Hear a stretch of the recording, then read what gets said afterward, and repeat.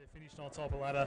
The minor premier, what have they won? 7 of their last 8, but the last loss, as I'm sure you're well aware, Peter Mikado, was against Casey a couple of weeks ago. I think it was the second last home and away game of the season. So that was a tough slog that day up at Casey Fields, and Casey themselves in absolutely fine form. They've won 6 straight to just sneak into a top 4 spot. So I can't wait for this one, despite some windy conditions.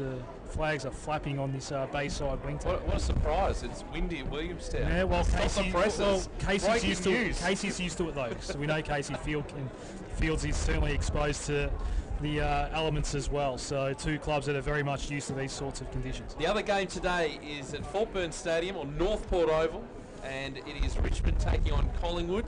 That's an elimination final, 2:40 bounce over there. The winner of that game to play the loser of this game. These 2 teams with the double chance. In the Development League elimination final, it was Williamstown 10-14-74, knocking off Box Hill 7-10-52. So Box Hill out of Development League contention for season 2017. And for Williamstown, they will play the winner of the qualifying final coming up tomorrow at the Box Hill City Oval. But, well, you reckon it's windy up here. Well, let's go out onto the ground because he's back. He's going to be joining us throughout the final series. We're looking forward to having him here as well. Magnificent Mark Stone, who, fair to say, Adam, coughed up a lung before he came on air, but he's all right to go now.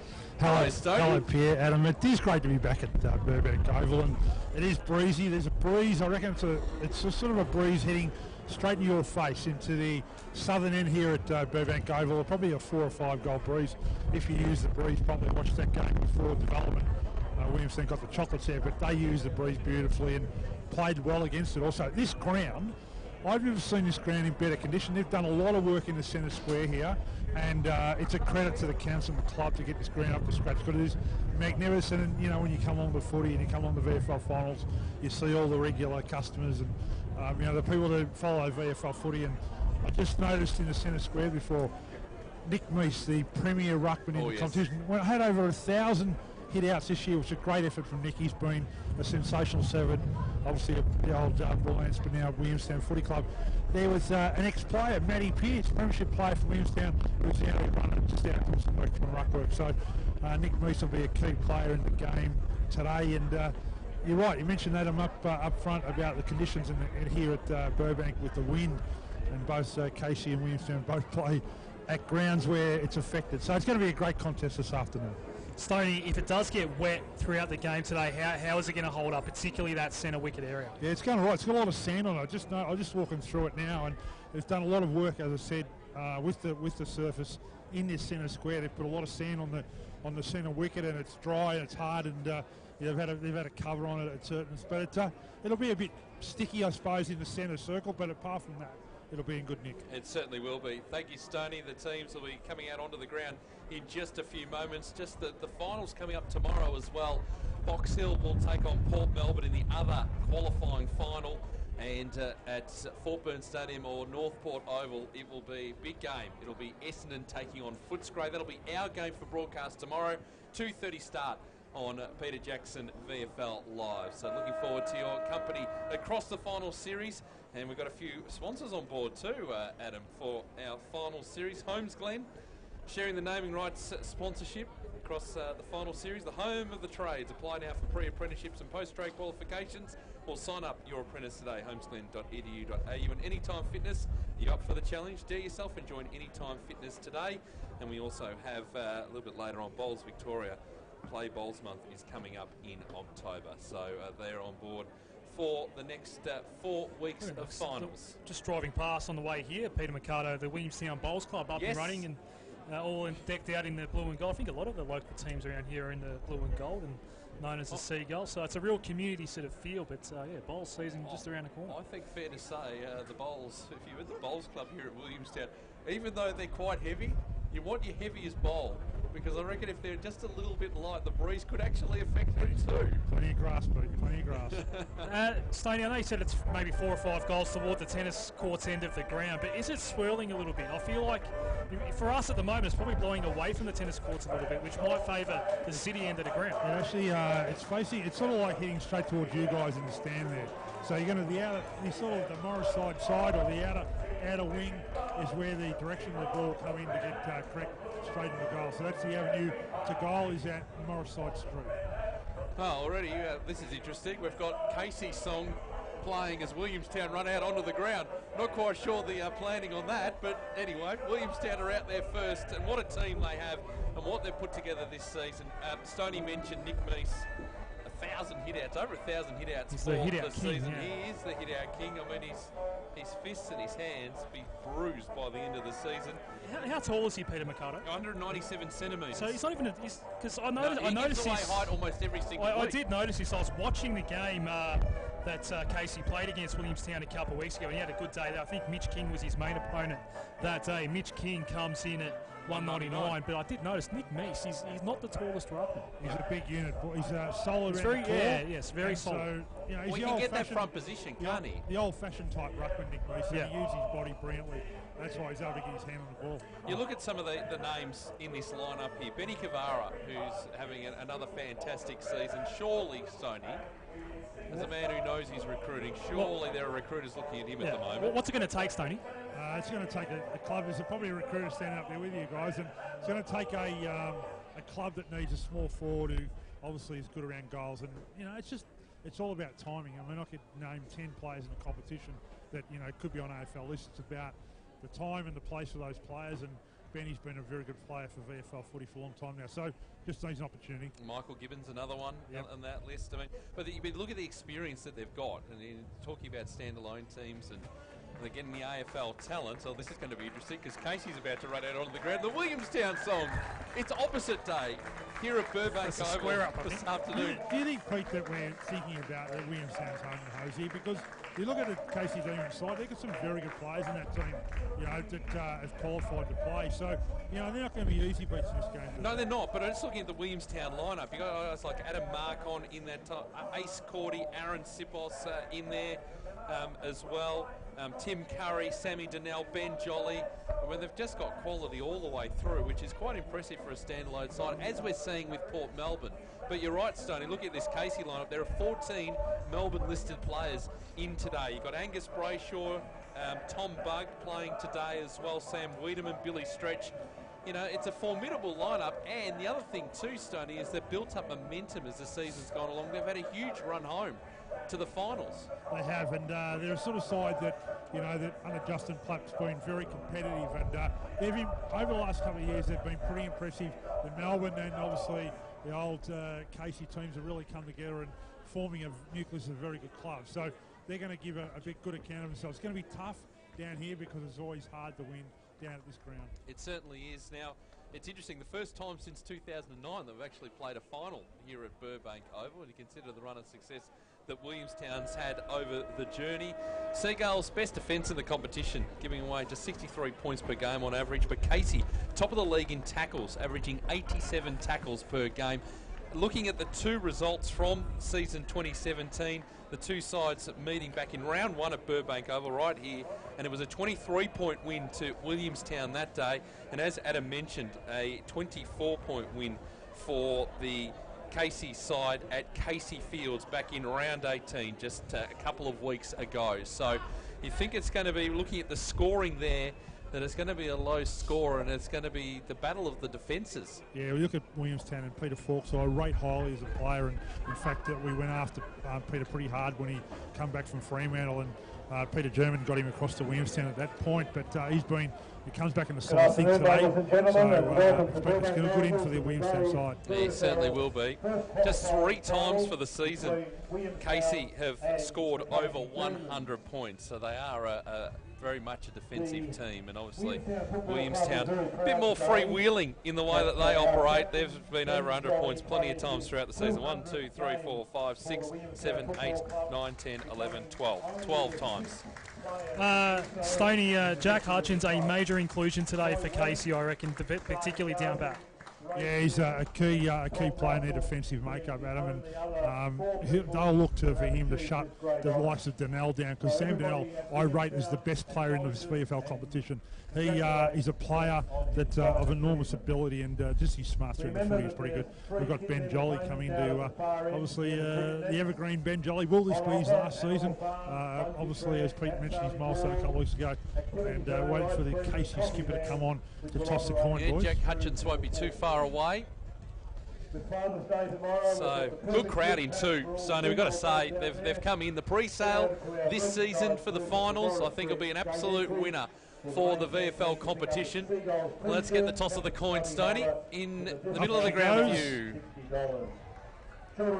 Ben Jolly wins the toss. And for me, which way are they kicking? Going to the scoreboard end or the right of the dial.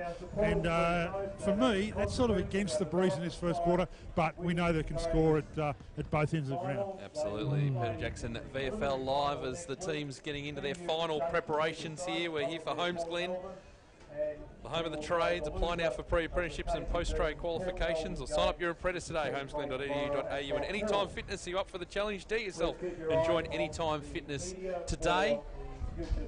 So we wind back the clock 12 months ago. Yes. Casey gets to the grand final. They were still the Scorpions back then. Some Melbourne listed players obviously were among that side. They've got 14 Melbourne players in this side today, the Demons. Yep. That is a huge advantage. We know Melbourne obviously not in the finals. And they beat Williamstown in the prelim final to get to the grand final by 42 points at Northport Oval. And then you've got to think about what happened in round 18 as well. I feel like there just might be a little mental edge here for Casey today. I mean, it's such a tough ground for away teams to come and win at. If you're wearing the white shorts here at Burbank Oval, then you're automatically at a disadvantage. But I just feel like the mental edge, it might just belong to Casey today. Who are you tipping, Stoney?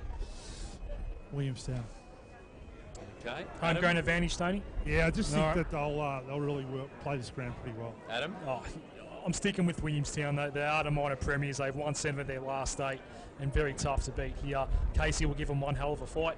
I still think Seagulls win, though. Yeah, going to be really interesting this opening quarter to see how many Casey can get on the board, because they're going to need to get the jump on Williamstown, particularly when we head in that final quarter on the grandstand side.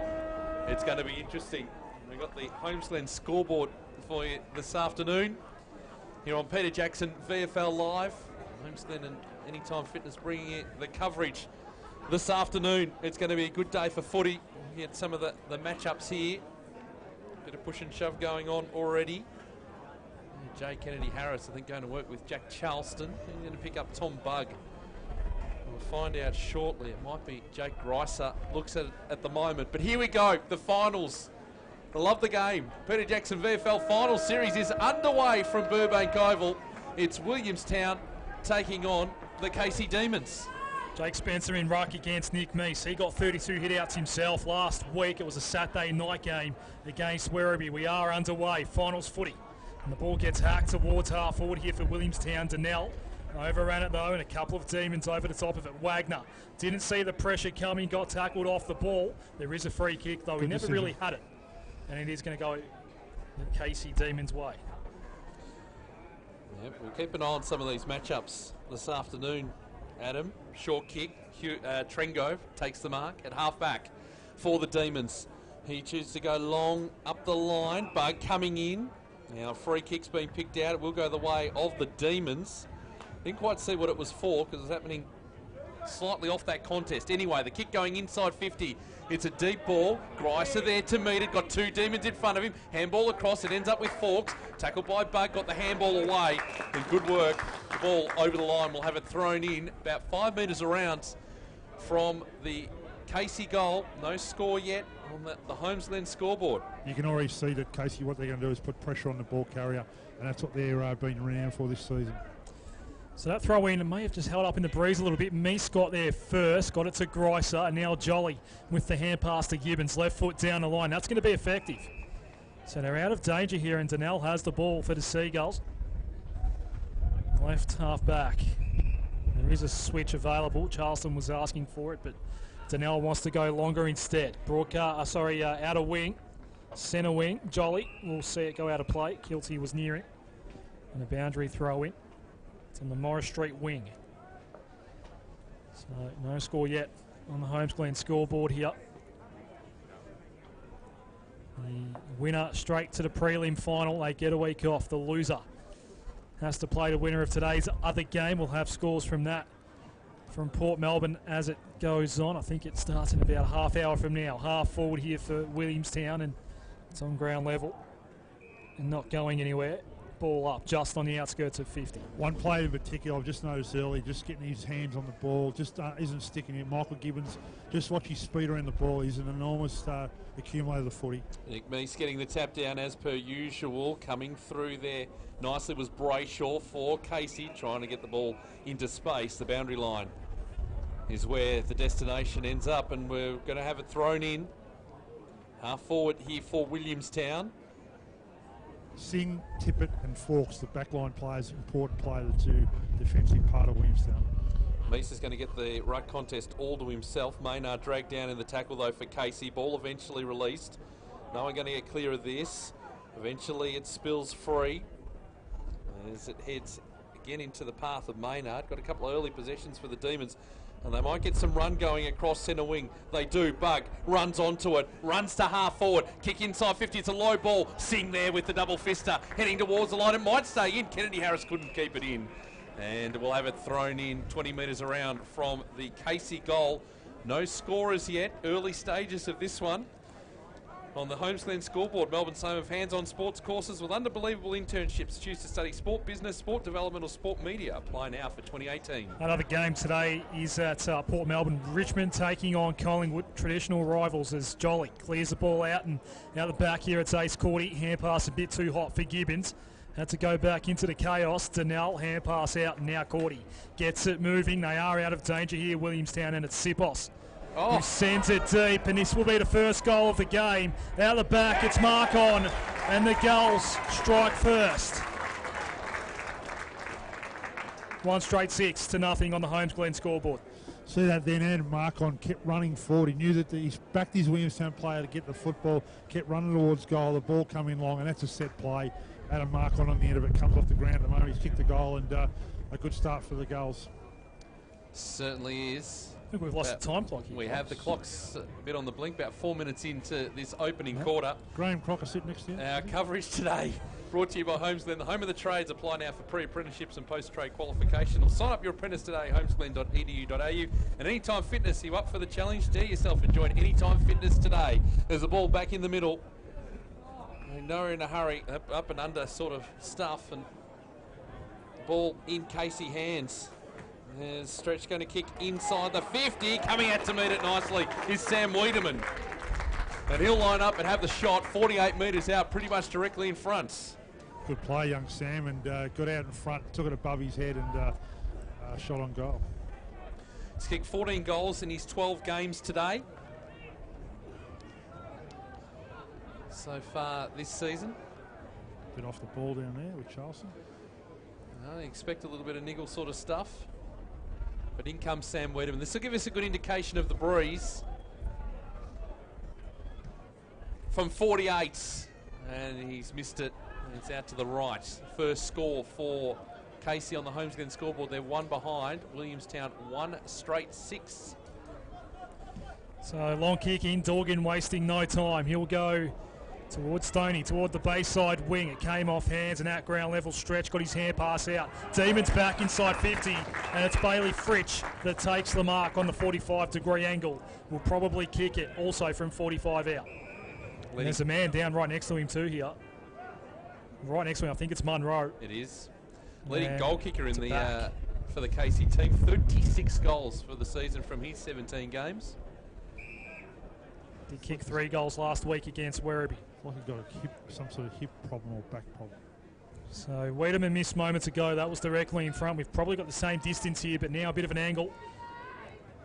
Left full pocket, left foot's on the way from Bailey Fritsch. It's across the face. So 2 behinds for the Demons. 1 straight 6, Williamstown. Holmes Glen scoreboard. He's in a bit of trouble, young. Is he coming off the ground, Stoney? He is coming off the ground, yeah. He's walking off the ground, in fact. Just I've watched this as a physio. Lower back, Stoney. As Dorgan goes long, deep outside the 50, getting onto it is Brayshaw. He's going absolutely nowhere, and the umpire will come in and throw it up. back on the flank, getting up towards centre wing on the base side of the grounds. Ball tossed back up. Meese got the tap down, coming through Kennedy for Casey, but it's picked up by Gibbons, who just hacks it up the line, and it's off hands and out of bounds right near the interchange benches, right in front of Declan Kilty, who's not liking the attention he's getting from Sammy Donnell. They push off each other, and the ball will be thrown in right in front of the Casey bench. As this ball tossed back in. That one down to Meese. Kilty got it out to Billy Stretch, who kicks up the line. He's going to turn the footy over, though, and the mark has been taken by Joel Tippett. Wanted to look for the switch initially. There was nothing on offer in the corridor, so he's going to go down the line here. Bewley, I reckon, was free as well. He goes boundary side, very close to the Casey bench, and it does go out of bounds on the full. A wasted ball from Joel Tippett. We've got the physio on the doctor. James Munro's laying on his back, his legs in the air. Doctor and physio just having a conversation with him. So it's doesn't look too good at the moment. He's getting up now. So interesting, we'll see what sort of treatment he gets. Kilty's taking the kick right where that action's happening on the bench. There's another whistle here, And Adam. he might have to retake his kick. Yep. Well, while we've got this lull in play, our coverage today brought to you by Homesglen, the home of the trades. Apply now for pre-apprenticeships and post-trade qualifications, or sign up your apprentice today, homesglen.edu.au. And Anytime Fitness, you up for the challenge? Dare yourself and join Anytime Fitness today. Finals football, Peter Jackson VFL, no mark for King, boundary throwing. The Love the Game Finals series promoting responsible gaming, the Responsible Gaming Foundation, talking about enjoying the game, not the odds. Yeah. Throughout this final big push series. for that in a lot of community clubs. Absolutely. Certainly at local level. I'm aware of quite a few that have taken up that initiative, and a great one it is. Meese won it down, but Greiser couldn't quite break through with the ball. Maynard fighting hard for it. It's a chaotic one here at the moment. King wrapped up by Myers, got his hand pass out, and then Greiser held up another demon. Trying to come through now, but held up pretty quickly. Johnston eventually, ball spills out into some space.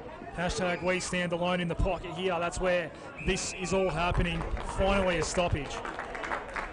Good hard tough footy there. As Thomas Bug gets up alongside Josh Newman. Left forward pocket here, Meese. I reckon he wanted Willie Wheeler that time. Couldn't get it down. Curry had a bounce off his chest, and now Johnston lost it. Jolly. Fresh air there from Myers. A very good tackle to push him off the kick there by Hewlett, and it's a boundary throw in again. In front of the grandstands here at Williamstown.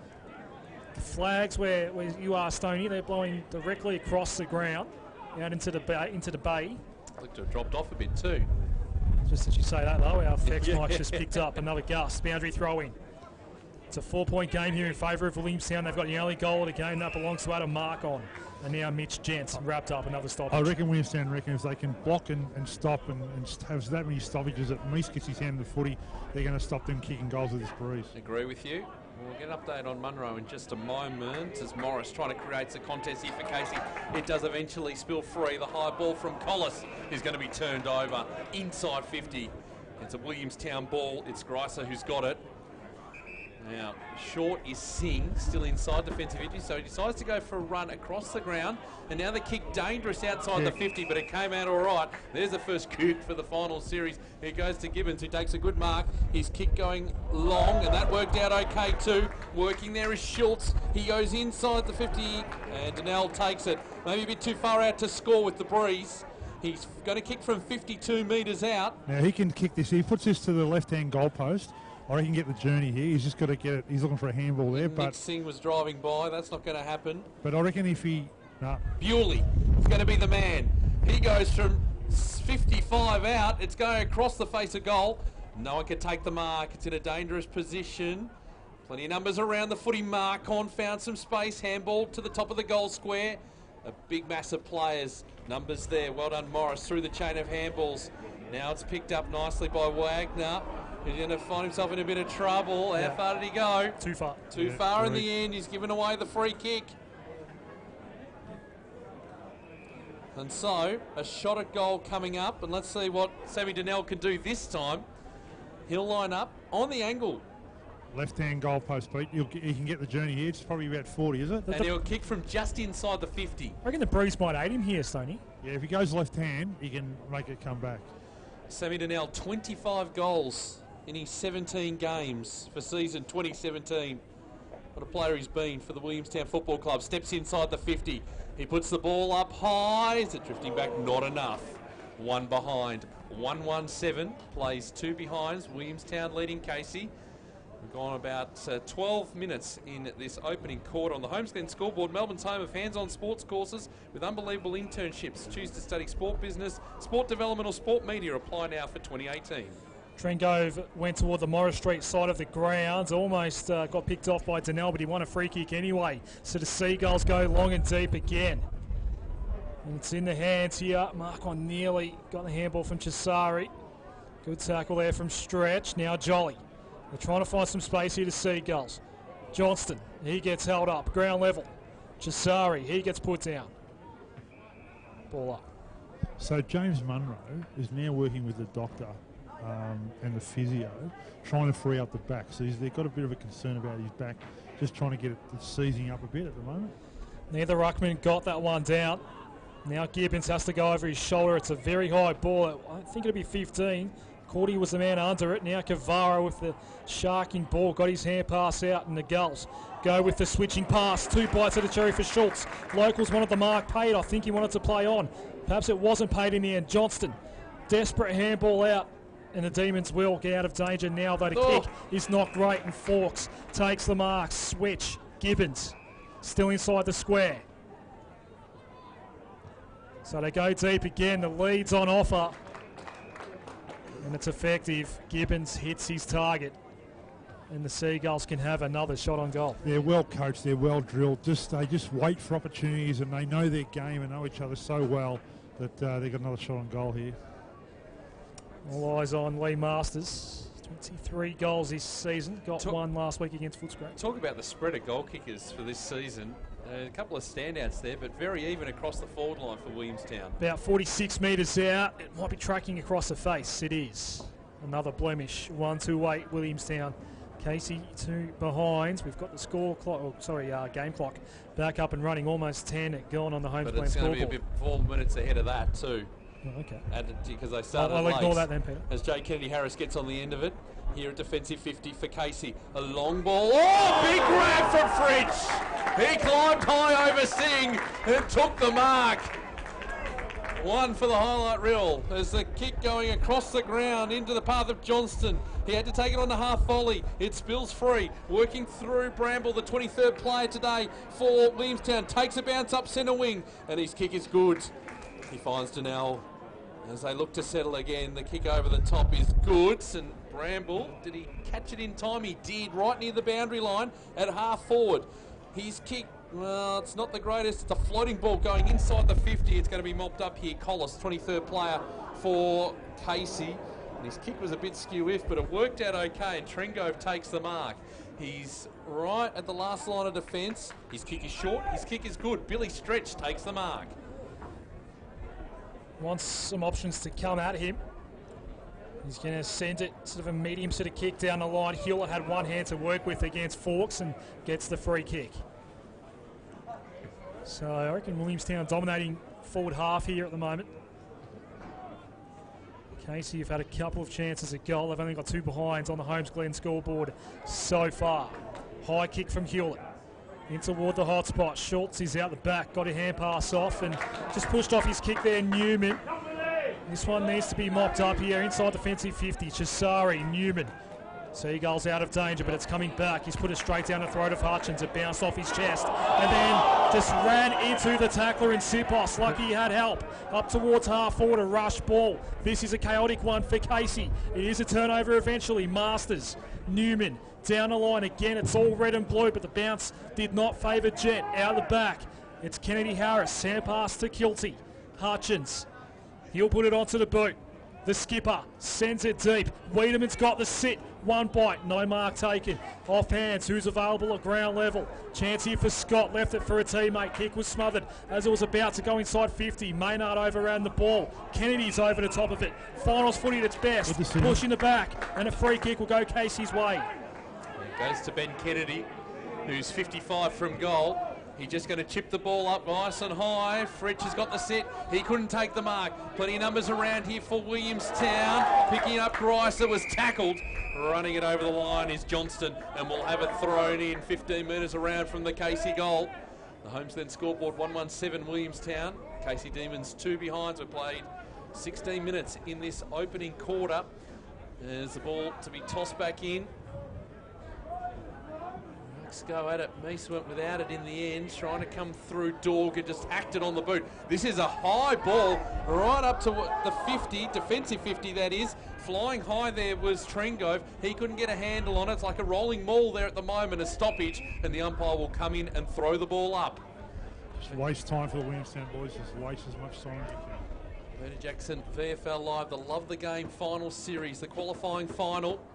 Over the back, Spencer getting the tap down, but coming through is Gibbons. Now he's got to kick out wide to centre wing, and that's a good option because he finds Cordy. There's not a lot happening up ahead. They've got to run down. Donnell is one of those. He takes the mark on defensive 50. It's a wide open 50. The kick now going to the top of the square. Coming in with the fist is Collis. He's under all sorts of pressure. Plenty of demons there. Spilly Stretch on the last line of defence goes in short. It's a good kick, and Morris takes the mark.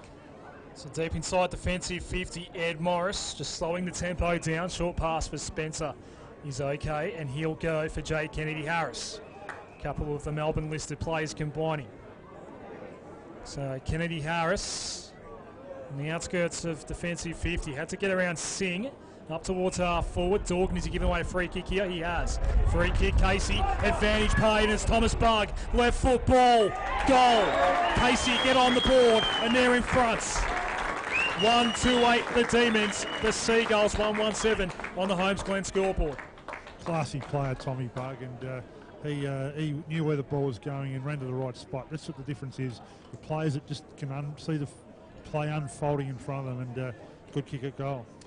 Yeah, our coverage today brought to you by Homestead, the home of the trades. Apply now for pre-apprenticeships and post-trade qualifications, or sign up your apprentice today, homestead.edu.au. And Anytime Fitness, are you up for the challenge? Do yourself and join Anytime Fitness today.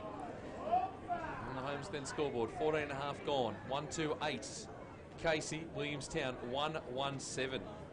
Will Collis, the 23rd player for Casey today, and as I mentioned, Lachlan Bramble, the 23rd player for Williamstown. Ball back in the middle, went outside the circles, will do it again. In fact, both Collis boys playing today. Dylan, number 5, and Will, 53. I think it's a good Casey contingent here. There was a fairly good reaction to that goal.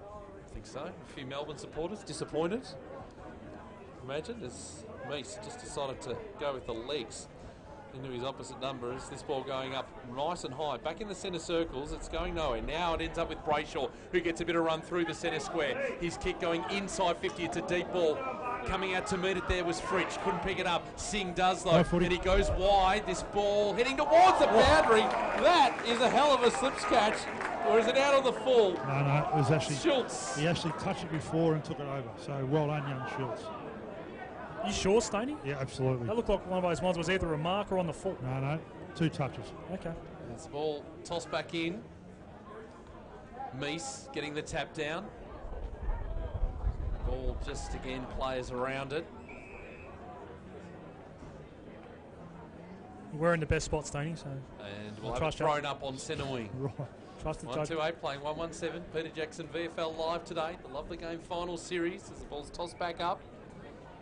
Meese getting it down only as far as Wagner. He lost a handle on the footy.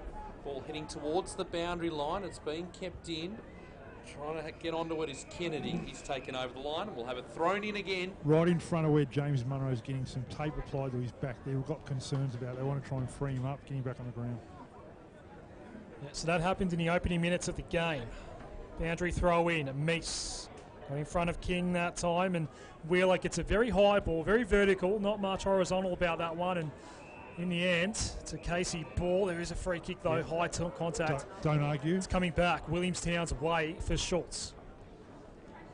Kavara, half-hearted lead. He goes now back into the pack, and Schultz will send it deep. There's more demons where he put it. And we'll start again. Last line of defence. King got in the right spot. Goes wide. And they are out of danger now. Stretch can go for a dash and sends it over the top. It's a one-on-one. Hewlett He was up against Curry, got the fist on the ball. It's a Williamstown ball though. Newman switching pass, very good for Wheeler. And he's away in the corridor. Willie towards half forward. Little dinky kick, definitely not 15 for Mark on that will be. And now it's in the hands of Bramble. Right half forward, too far out to score. Williamstown kicking to the City ends in the opening term. Benjolly decided to go against the breeze. Inside 50 we go. Chisari ground level. Ball spelt out. And it goes toward the boundary line. I think there might have been a question or two for deliberate from the Casey defenders, and it's going to be a boundary throw. I'm going to make. So I reckon James Munro will last long in this game. He is struggling big time. His movement is really limited at the moment. Meese again got in front of King.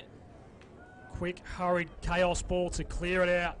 And it got punched back inside 50 here. Kennedy Harris got it back, needed some help, and it wasn't there. So the Seagulls pressure came and forces a stoppage in the end. It's just inside 50 now. 1 goal apiece. We're into time on opening term on Peter Jackson. VFL Live finals footy. I love the game finals this year. As now Dorgan, his kick smothered, ricochets back in towards the corridor. Bewley, immediate pressure for Bewley. Got his hand pass out in time. Where was the help? Kavara. Dorgan, left foot, inside 50, effective. Shot on goal coming up for Sam Donnell. He is a good player, this bloke.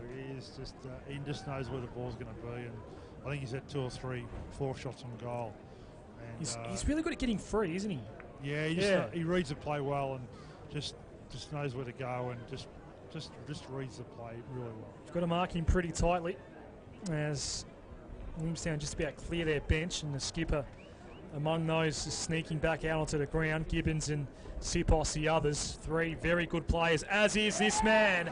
And Williamstown back in front. Sam Donnell kicks the goal. Holmes Glen scoreboard 2-1-13.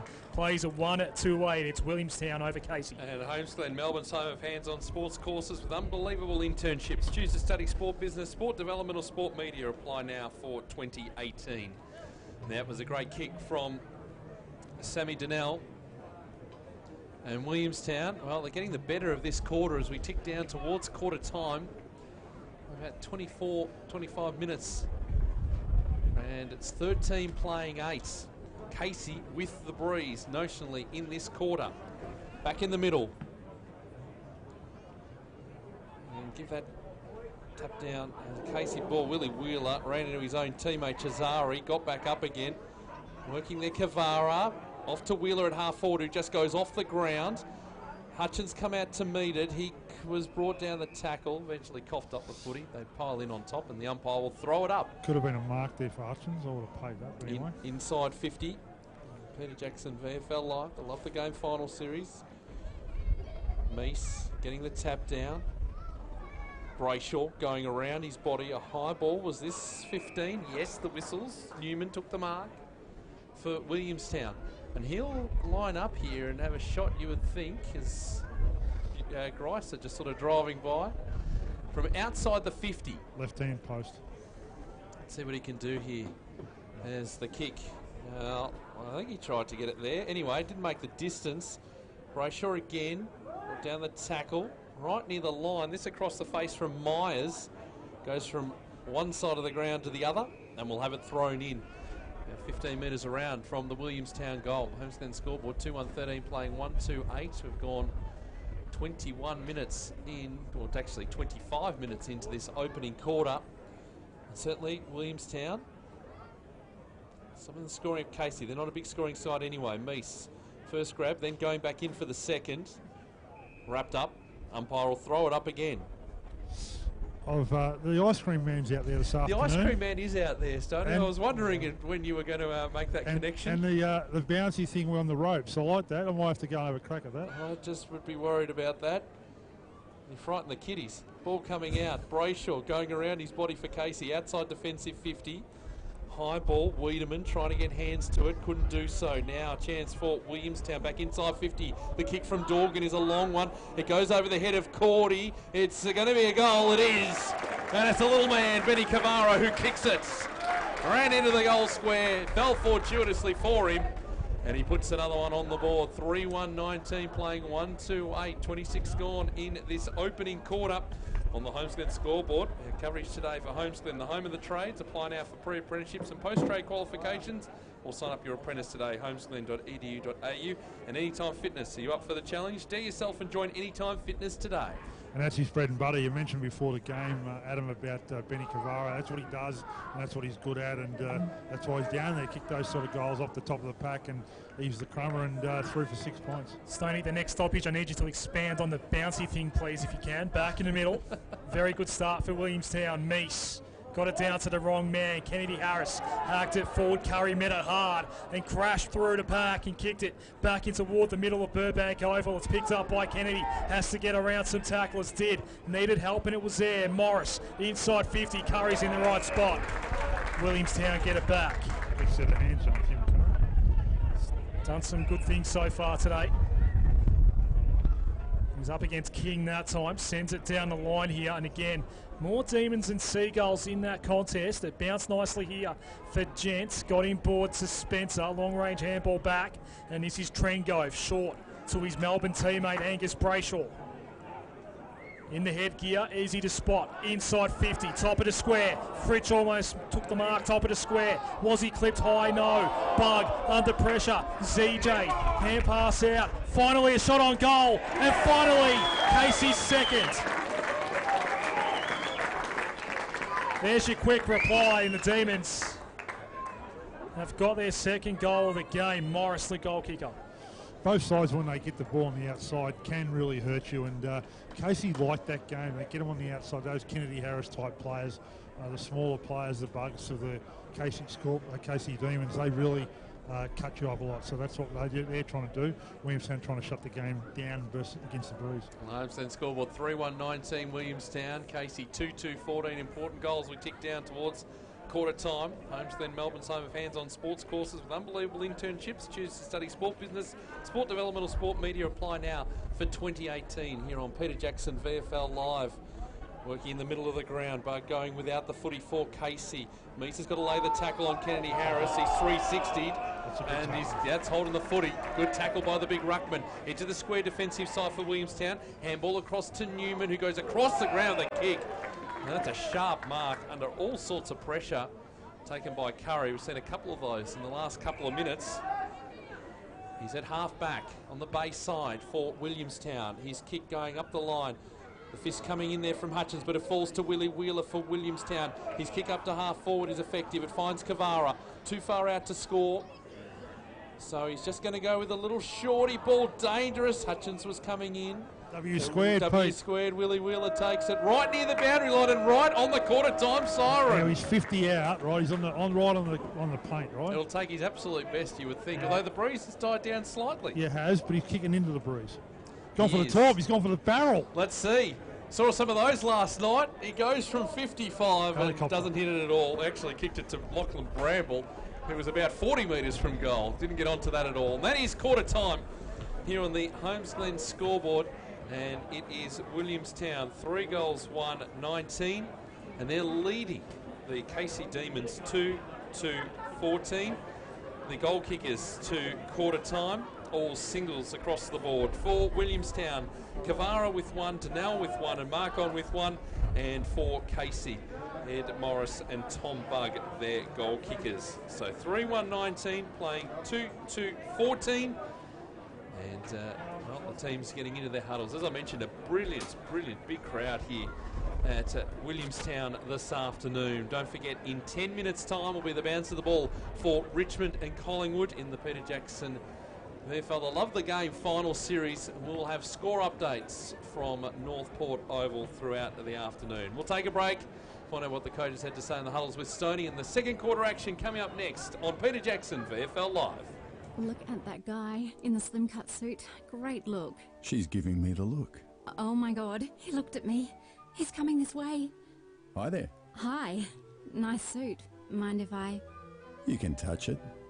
Oh, it's Peter Jackson. You can get the look to get the looks. And with the Peter Jackson massive sale on right now, with pure merino wool suits from just $3.95, you can get the look to get the looks. Peter Jackson. Last year, Vision Australia helped more than 33,000 people who are blind or have low vision. So if you find that glasses are no longer helping and you're struggling to complete daily tasks, why not give us a call? Our free services, provided by specialist staff, can help increase your independence. We also offer advice on equipment and provide training in how to travel around safely with limited vision. Vision Australia can help you make a real difference. Call us now, 1300 847466.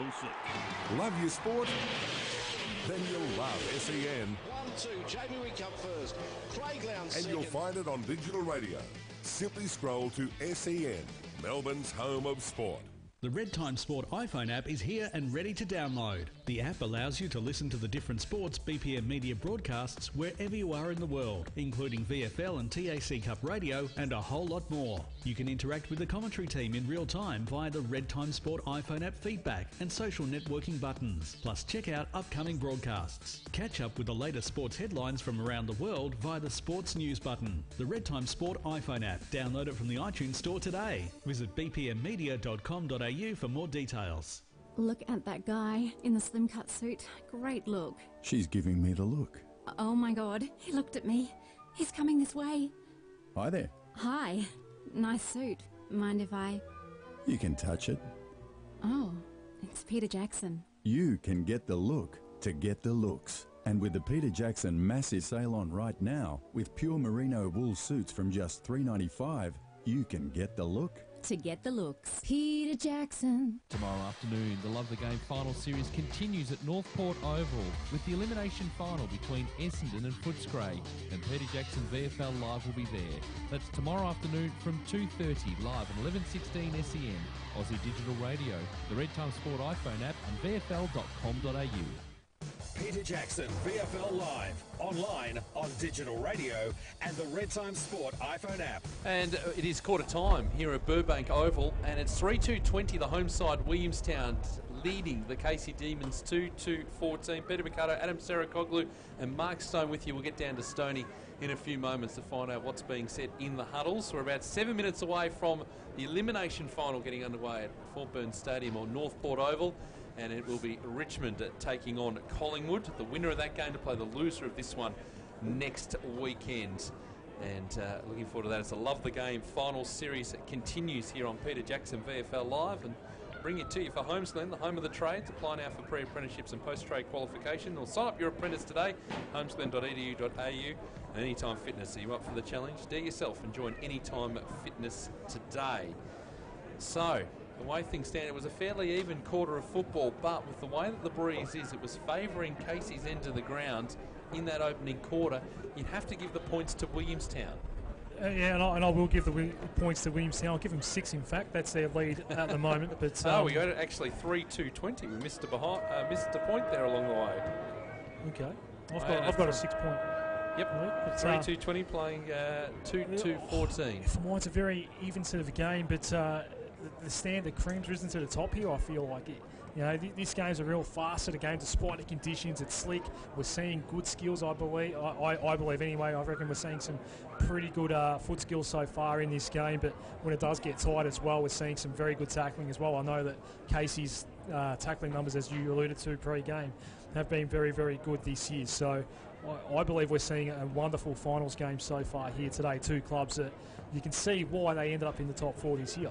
Yep, exactly right. And the form, the confidence, as we mentioned, from Casey, they won't be too phased with what's going on right at the moment, but I reckon Williamstown, Andy Collins will be pretty happy with the way things are heading at this stage. No, I guess I just say that because you get a bit worried when you come to Burbank Oval and it is windy. Yeah. You get worried that you're not going to get... Like every time. Yeah. I think once pretty much season. Every time, yeah. But so far, I'll admit, I've been pleasantly surprised by the standard. This is a very good game of football so far.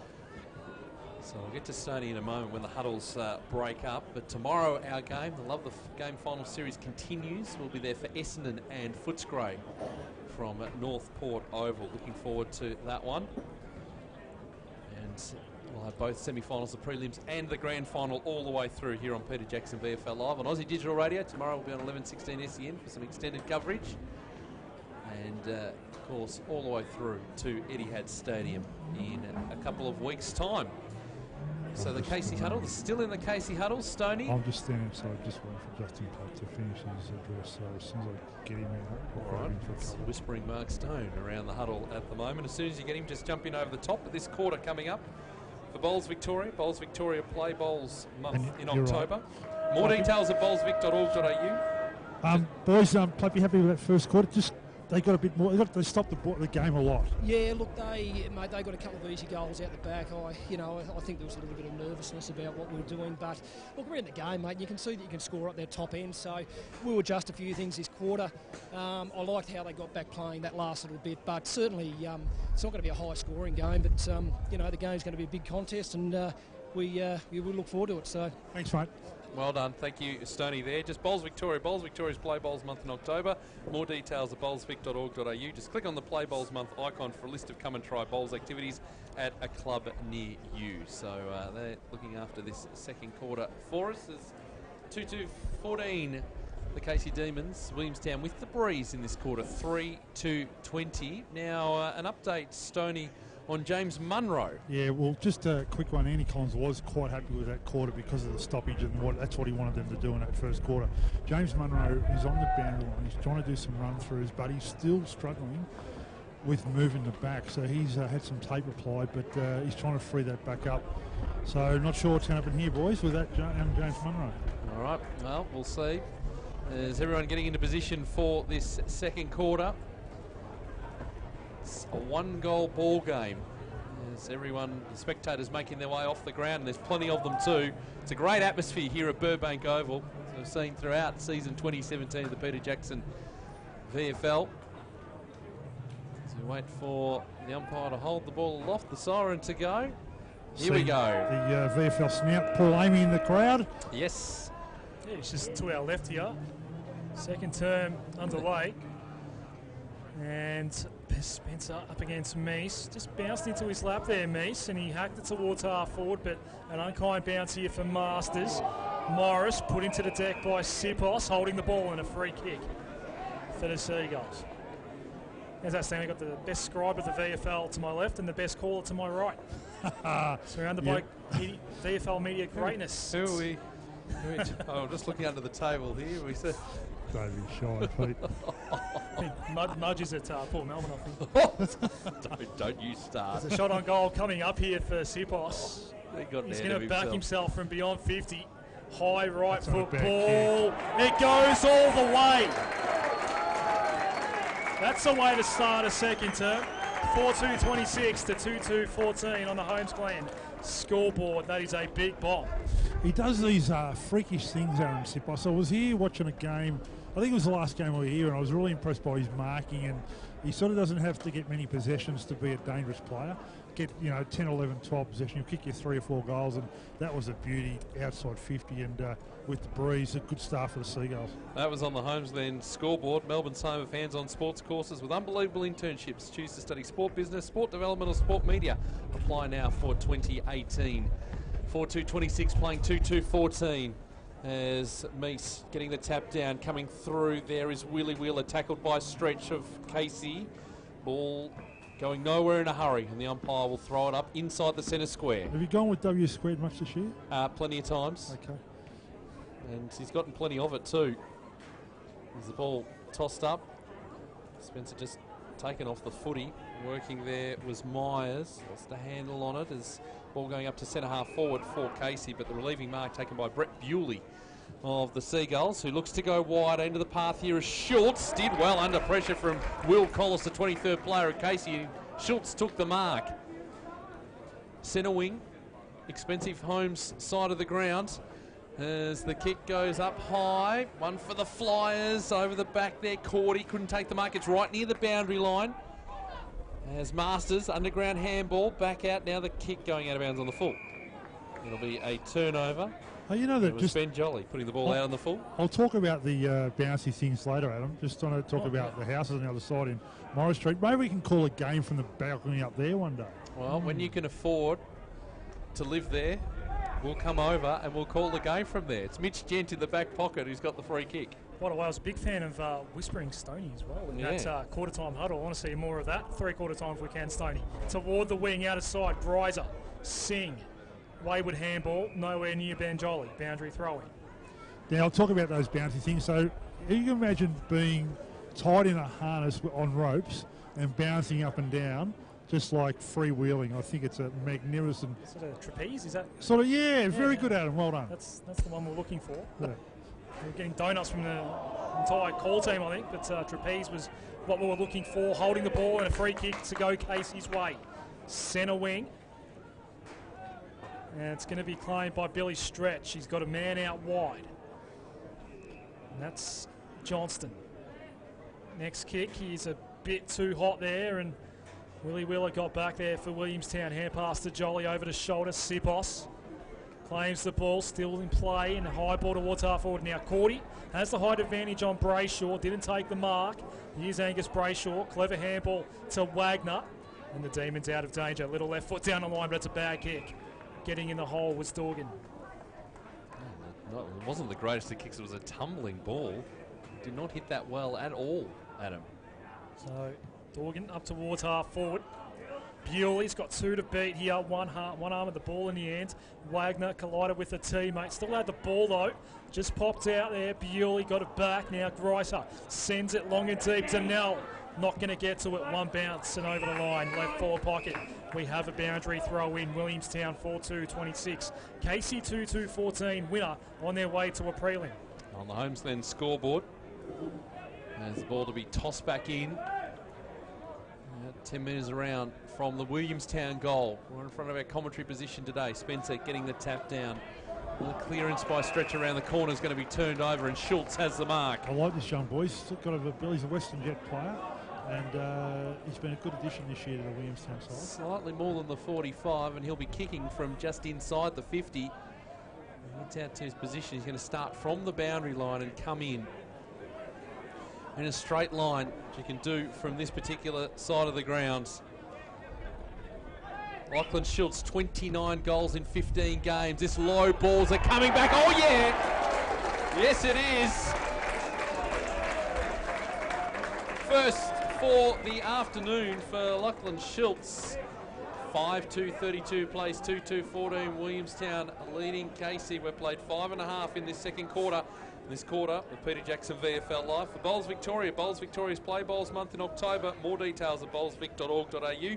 Just click on the Play Bowls Month icon for a list of come and try bowls activities at a club near you.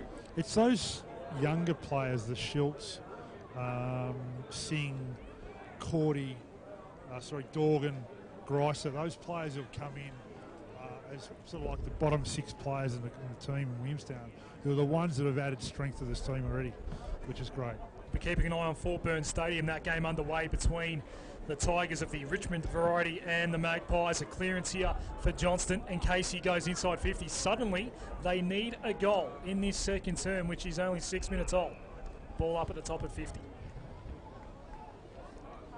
5-2 plays 2-2 on the Holmes Glen scoreboard. King's back in the ruck here. He'll be combining with Spencer in the ruck all day long. Stretch. Got a hand pass deeper into 50, and riding the bump was Charleston. Stretch has some space. He's looking at the goals here. Sends it on the right, and it's going to be across the face.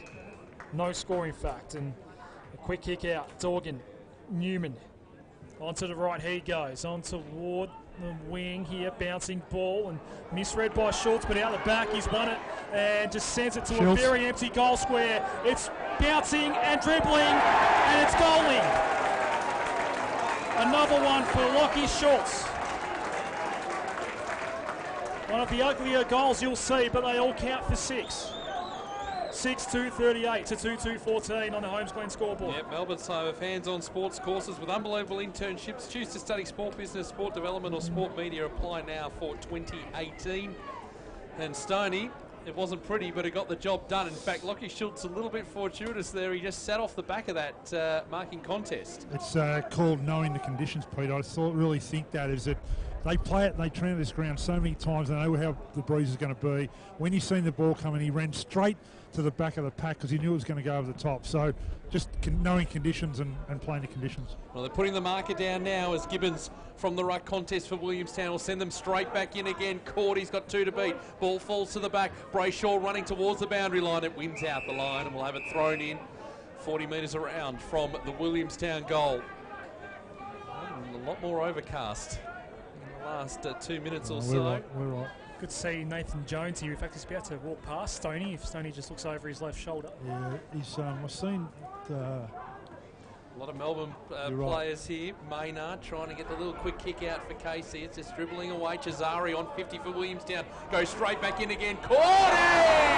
One-hander in the pack. Well done. And he'll line up and have a shot from the top of the goal square. Oh, he was being held.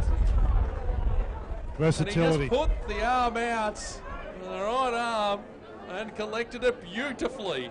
Ace Cordy, 20 goals for the season and 16 games.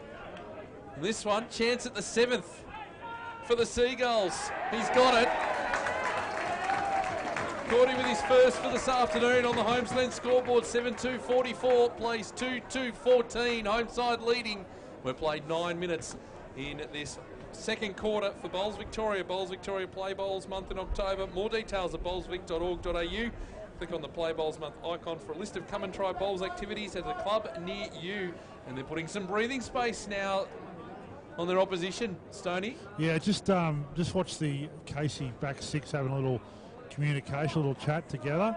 And Ace Cordy, some supporters or some spectators of the Willies side haven't suggested he hasn't had the best of years, but he's certainly 20 goals and a dangerous player at 6'9". He's going to be a dangerous player finals time. 4 goals straight unanswered here for Williamstown around the grounds. Tigers have first blood against the Magpies. Sam Lloyd has kicked a goal there. The winner of that plays a loser of this, which right now looks like it might be Casey. King with the secondary ball up on the tap down, but Mark on was there for Williamstown. Quick hurried kick out toward the wing base side here. Very good tackle by Schultz. It's all just flowing beautifully for Williamstown at the moment. Inside 50 we go again. Kelty got in front, didn't take the mark. Hutchins threw it onto the right. Under pressure, out of bounds on the full. Jacob Chisari now has the ball for the Seagulls. Should have a shot here. I know he's on the boundary line though, Studdy, but now really square to the goals. Now they would be training nights, right? This would be training nights coming off, right? Right near the race too. Yeah, when I'm going in, I'm going to have a shot at goal here. Let's see how we go. He's a skillful player, young Chisari. If he misses this, he'll hear about it on Tuesday night, I reckon. Chisari. He's going to hear about it. Barely snuck in for a point. 7-3-45 to 2-2-14. Nearly 11 gone on the Holmes-Glen scoreboard. Quarter number 2. There's Josh Wagner to bring the ball back in for Casey. He kicks deep outside the 50. It's a high ball. No one can get clean of it. Picking up is Wiedemann at half back. Across there to Zajai. As they work back now, Johnston can get some run across centre wing. And he kicks into a vacant 50. Singh leading in the race with his Fritsch on his hammer. He handballs back. Well done, Bramble. The 23rd player worked it back to Fawkes. They're at half back here. Singh again. They've gone from one side of the ground to the other, and they're building up nicely. The kick from half back to half forward into the path of Schultz. Got 2 to beat. One of them was Hutchins. The other one there was Collars, Dylan Collars. Lost the hell out now. Sipos. A high ball drifting through for a goal. That's what he can do. He brought it back beautifully. Off the contest, he found some space. And he went big, and he got the ultimate result. That's his second goal, both in this quarter. And on the Homesland scoreboard, 7-3-45 plays 2-2-14. We've played 12 minutes in this second quarter. Our coverage of the Peter Jackson VFL brought to you by Homesland, the home of the trades. Apply now for pre-apprenticeships and post-trade qualifications.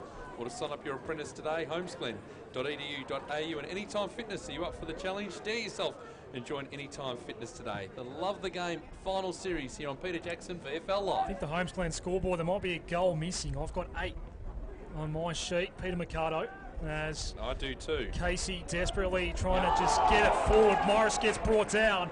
Another holding the ball free kick going Lockie Schultz way. So that would be 8-3-51 playing 2-2-14. So already the scoreboard operator not being able to keep up with Williamstown. Casey certainly can't at the moment. Scott brought down. No Didn't talk. see Jake Greiser coming. No talk.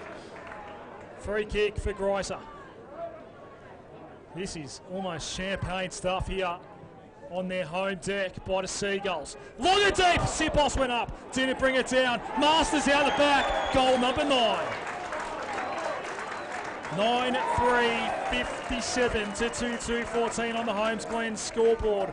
We are only 13 minutes into the second term, and at quarter time, there was only one kick in this. That was 13 minutes ago, Stoney. They're up in their toes, and just want to take you back to those players, or those people who follow VFL football and watch Aaron Sipos kick the goal before the second last one, before the Masters goal there, would have seen him do that stuff at Sandringham and think, this guy should have played AFL football. Aaron Sipos is a star of the VFL competition, no doubt about that. But they're on a roll, Williamstown boys. They're on top of their ground, and they're just using this breeze brilliantly. They are. Oh, home ground advantage, eh? 2-1, 13 to nothing in favour of Richmond. Another goal for Taylor Hunt. Ball here in the hands of Jolly, right in the centre circles. He's wrapped up in the tackle by Kennedy, going nowhere, and the umpire will throw it up. We need to change things around. Justin Platt needs to come up with some answers because the ball is coming in too quickly and there's no talk in the Casey camp. Right, they set it up well. Whistle. There's going to be a free kick. Which way is it going? Casey. It's going to be a Casey ball. And right in the centre circles, it'll be Ben Kennedy to take it. Need to get a goal, hurry in a hurry. He kicks inside 50. It's off hands. No one can get clean possession. Marcon comes out to meet it. Brayshaw coming out to tackle him, but he managed to get the handball away. Now over the head of Masters, the kick goes up towards centre wing in the interchange gates, and Jack Hutchins will escort the ball over. We'll have it thrown in. How is your binoculars? You'll see James Munro there with a jacket on. I'm thinking he's finished for the day, boys. Yep, we might get some clarification on that, Stoney, if we can. Yep.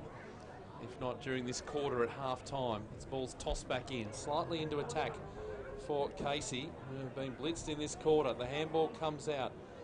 It ends up with Bug. He kicks high, almost a barrel sort of shape there. Off hands, no one could take the mark. Greiser was there, got the handball away. Dangerous position, Newman ridden into the turf, and the umpire will throw it up again. Inside 50 for Casey. Saying they need a goal is stating the obvious. It's like saying it's a windy day. It's Newman off the ruck contest, just tacks it out of there, off towards the boundary line. Schultz trying to keep it in. Hutchins again escorting it over, right near his interchange benches, and we will have it thrown in. The Peter Jackson Love the Game VFL Final Series for Bowls Victoria. Bowls Victoria Play Bowls Month in October. More details at bowlsvic.org.au. Just click on the Play Bowls Month icon for a list of come and try bowls activities. Club near you. They're looking after this second quarter for us. Charleston on for Williamstown. Johnston on for Casey as Wheeler goes to ground. Ball up. It's great watching footballers go about their trade. Nick Meese knew exactly where Willie Wheeler was going to run then, and Willie Wheeler nearly got the ball, but it's just great watching these players. It seems fitting that he came from Coburg to Williamstown, Willie Wheeler. Yeah. W cubed, I think, now these days. It's not bad, Adam, from you. Centre wing. Got a slow period here in this second term, although Gent does extract the ball towards half forward. Potentially a free kick for Fridge, not paid, and a wobbling ball comes back out. One-handed mark by Schultz. This is showtime stuff. Inside 50, one-on-one. Sipos going back. This time Kilty beats him, and he's going to run back and get the ball here. Declan Kilty gets brought down. Hand pass came out in time. Also wrapped up now. Collis was met hard, and a ball up in the right forward pocket. That front on there, that was front on tackle. Did well not to give away the free kick. 57 plays 14.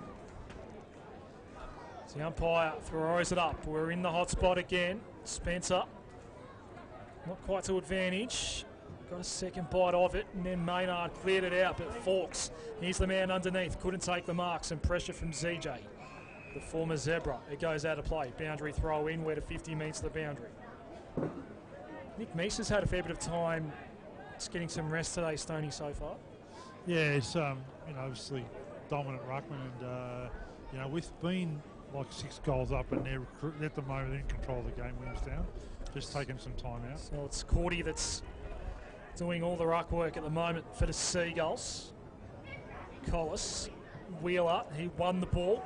Quickly got it back inside 50 and a one-handed mark by Lee Masters. Everything's going right for the Willie boys. They must have been practicing the one-handed sort of stuff at training. This is Globetrotter sort of stuff now by Williamstown. That's 2 one-handers we've seen in the last 5 minutes. And Lee Masters can kick his second. And it's not that they're lairising. You don't mean it in that sense, No. Adam. It's more just the skills that they have. Correct. Right-hand goalpost here, boys. You'll be able to ride it home. It's a show. This is a show that they are putting on for a very healthy home crowd. That kick, though, was shocking.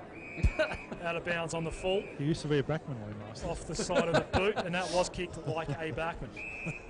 So Jack Trengove will reclaim this one. No, for some reason, he's not allowed to take the kick. Umpire has said, Jack Hutchins, you must take the kick. Was he closest to the contest? I guess so. So the ball got taken out of Trengove's hands at that time. Hutchins down the line for Scott. Can't take the mark. Boundary throw. Yep, it's the Holmesglen scoreboard, 8-3-51, playing 2-2-14 here on Peter Jackson VFL Live. In front of the big crowd out there, Pete. It's a good crowd out there. Is it a good crowd? Yeah. There's the ball tossed back in on 50 for Williamstown. It's been here for most of the quarter. Gent running one way than the other. Did well just to kick up the line, but he's kicking to a contest. Off hands, working around his body is Cordy. A high up and under ball will be play on. Gent got hands to it, couldn't complete it. Now he's had the ball taken off him. Gibbons on hands and knees, not getting clear anytime soon. And the umpire will come in and throw it up. As we wait for this ball come back in. We're on 50 for Williamstown. Now, not 8-3, it's 9-3, isn't it? Yep, as the ball here, right near the boundary line, will be over. We will have it thrown in where the 50 and the boundary line intersect. I'll revise the score. 9 goals, 3. 57 playing 2-2-14. We're still a goal behind on the scoreboard. 19.5 gone on the Holmesglen scoreboard. It's the ball tossed back in. Spencer coming out to meet it, but working there nicely was Cordy, just fumbling it in front of him. He eventually lost possession and the ball wrapped up. The umpire will throw it up again right near the boundary line. If I was Justin Platt, we'd be asking his midfielders, the inside mids, because Williamstown's getting their hand too much of the ball. They're getting too much football on the inside. So the Casey players have really just got to really get into the smaller players and really have a crack. One more stoppage, and that's all yours, Adam. As we've got a throw up here in exactly the same spot. Bug trying to get the ball out. Now they get some clear airs. Ajay putting it back towards Bug, who rode one tackle and picked up a free kick on the second. He will take the free kick at half back for Casey. Around the grounds, Richmond by 13 against Collingwood. Short pass from Bug, that's okay. Now go further back, all the way back. In fact, to Dylan Collis, and he's got some space inside defensive 50, so he can casually take a bounce and eventually spot up a teammate, which he does. Wagner has the ball. It's too stagnant here. Yeah, Wagner, he's got nothing to go to. There's a fair bit of pressure coming from the man on the mark there in Masters up towards forward. Everyone doing that well today, Williamstown. Kennedy Harris inboard. Collis goes inside 50. ZJ's his only target. And he actually stayed down. And as a result, a Williamstown mark there for Tippett. Yep. Joel Tippett. He's going to go back toward this broadcast side of the ground. The Port Phillip Bay wing. Hutchins with the fist. Good hands. Over the top, Wagner. Went to the voice there of Kennedy Harris up towards half forward. But Greiser is the man in the hole. And look at the goals on the outside here. Yeah, Kavara's got the handball over the top. Gibbons can take a bounce on centre wing and kicks up to a very open Sammy Donnell, who takes it at half forward, looks to cut inboard. Oh, did well, should keep going. Lower the eyes, looking for Meese. Picked it up on the half volley, wrapped up in the tackle, but they've kept running here, the Seagulls. Donnell, handball back, went over the head there of Kavara. They've still got an opportunity here. There's players all over the ground inside 50. What's going on here? Around the body is Newman. He puts it up, top of the square, and it's going to be cut off. No, there's a free kick going Sammy Donnell's way. He was being held off the contest by Mitch Gent, and that was illegal blocking. Gent can't believe it, but Donnell will have the shot 10 metres out. Oh, he threw the head back there, Mitch Gent. I thought he was close enough to the contest to stop him from making a run at it. The umpire thought differently. so Gent will have to stand look the at the mark. goal, look at the goal umpire, just hovering there. He's ready. He's ready to go. Oh, he is too. Look at this. This will be an award-winning performance. He won't have to move all that much because there's another one.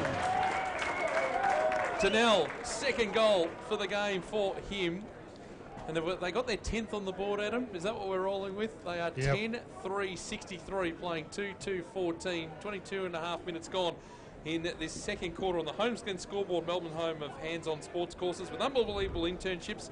Choose to study sport business, sport development or sport media. Apply now for 2018. Now coverage, Peter Jackson VFL Live for Homesglen. And Anytime Fitness, you up for the challenge? Do yourself and join Anytime Fitness today. The team sheets say that Casey have 14 AFL players out on the ground. It's as if they're playing against 23 AFL players at the moment. Yep. This is a wonderful performance by Williamstown, back in the middle. And Meese got her hands on it out the back. It's Brayshaw, needs a hand pass option, and that was provided by Johnston. Now Kennedy, left foot sideways with his pass. Thank you, Stoney. Very, very good kick.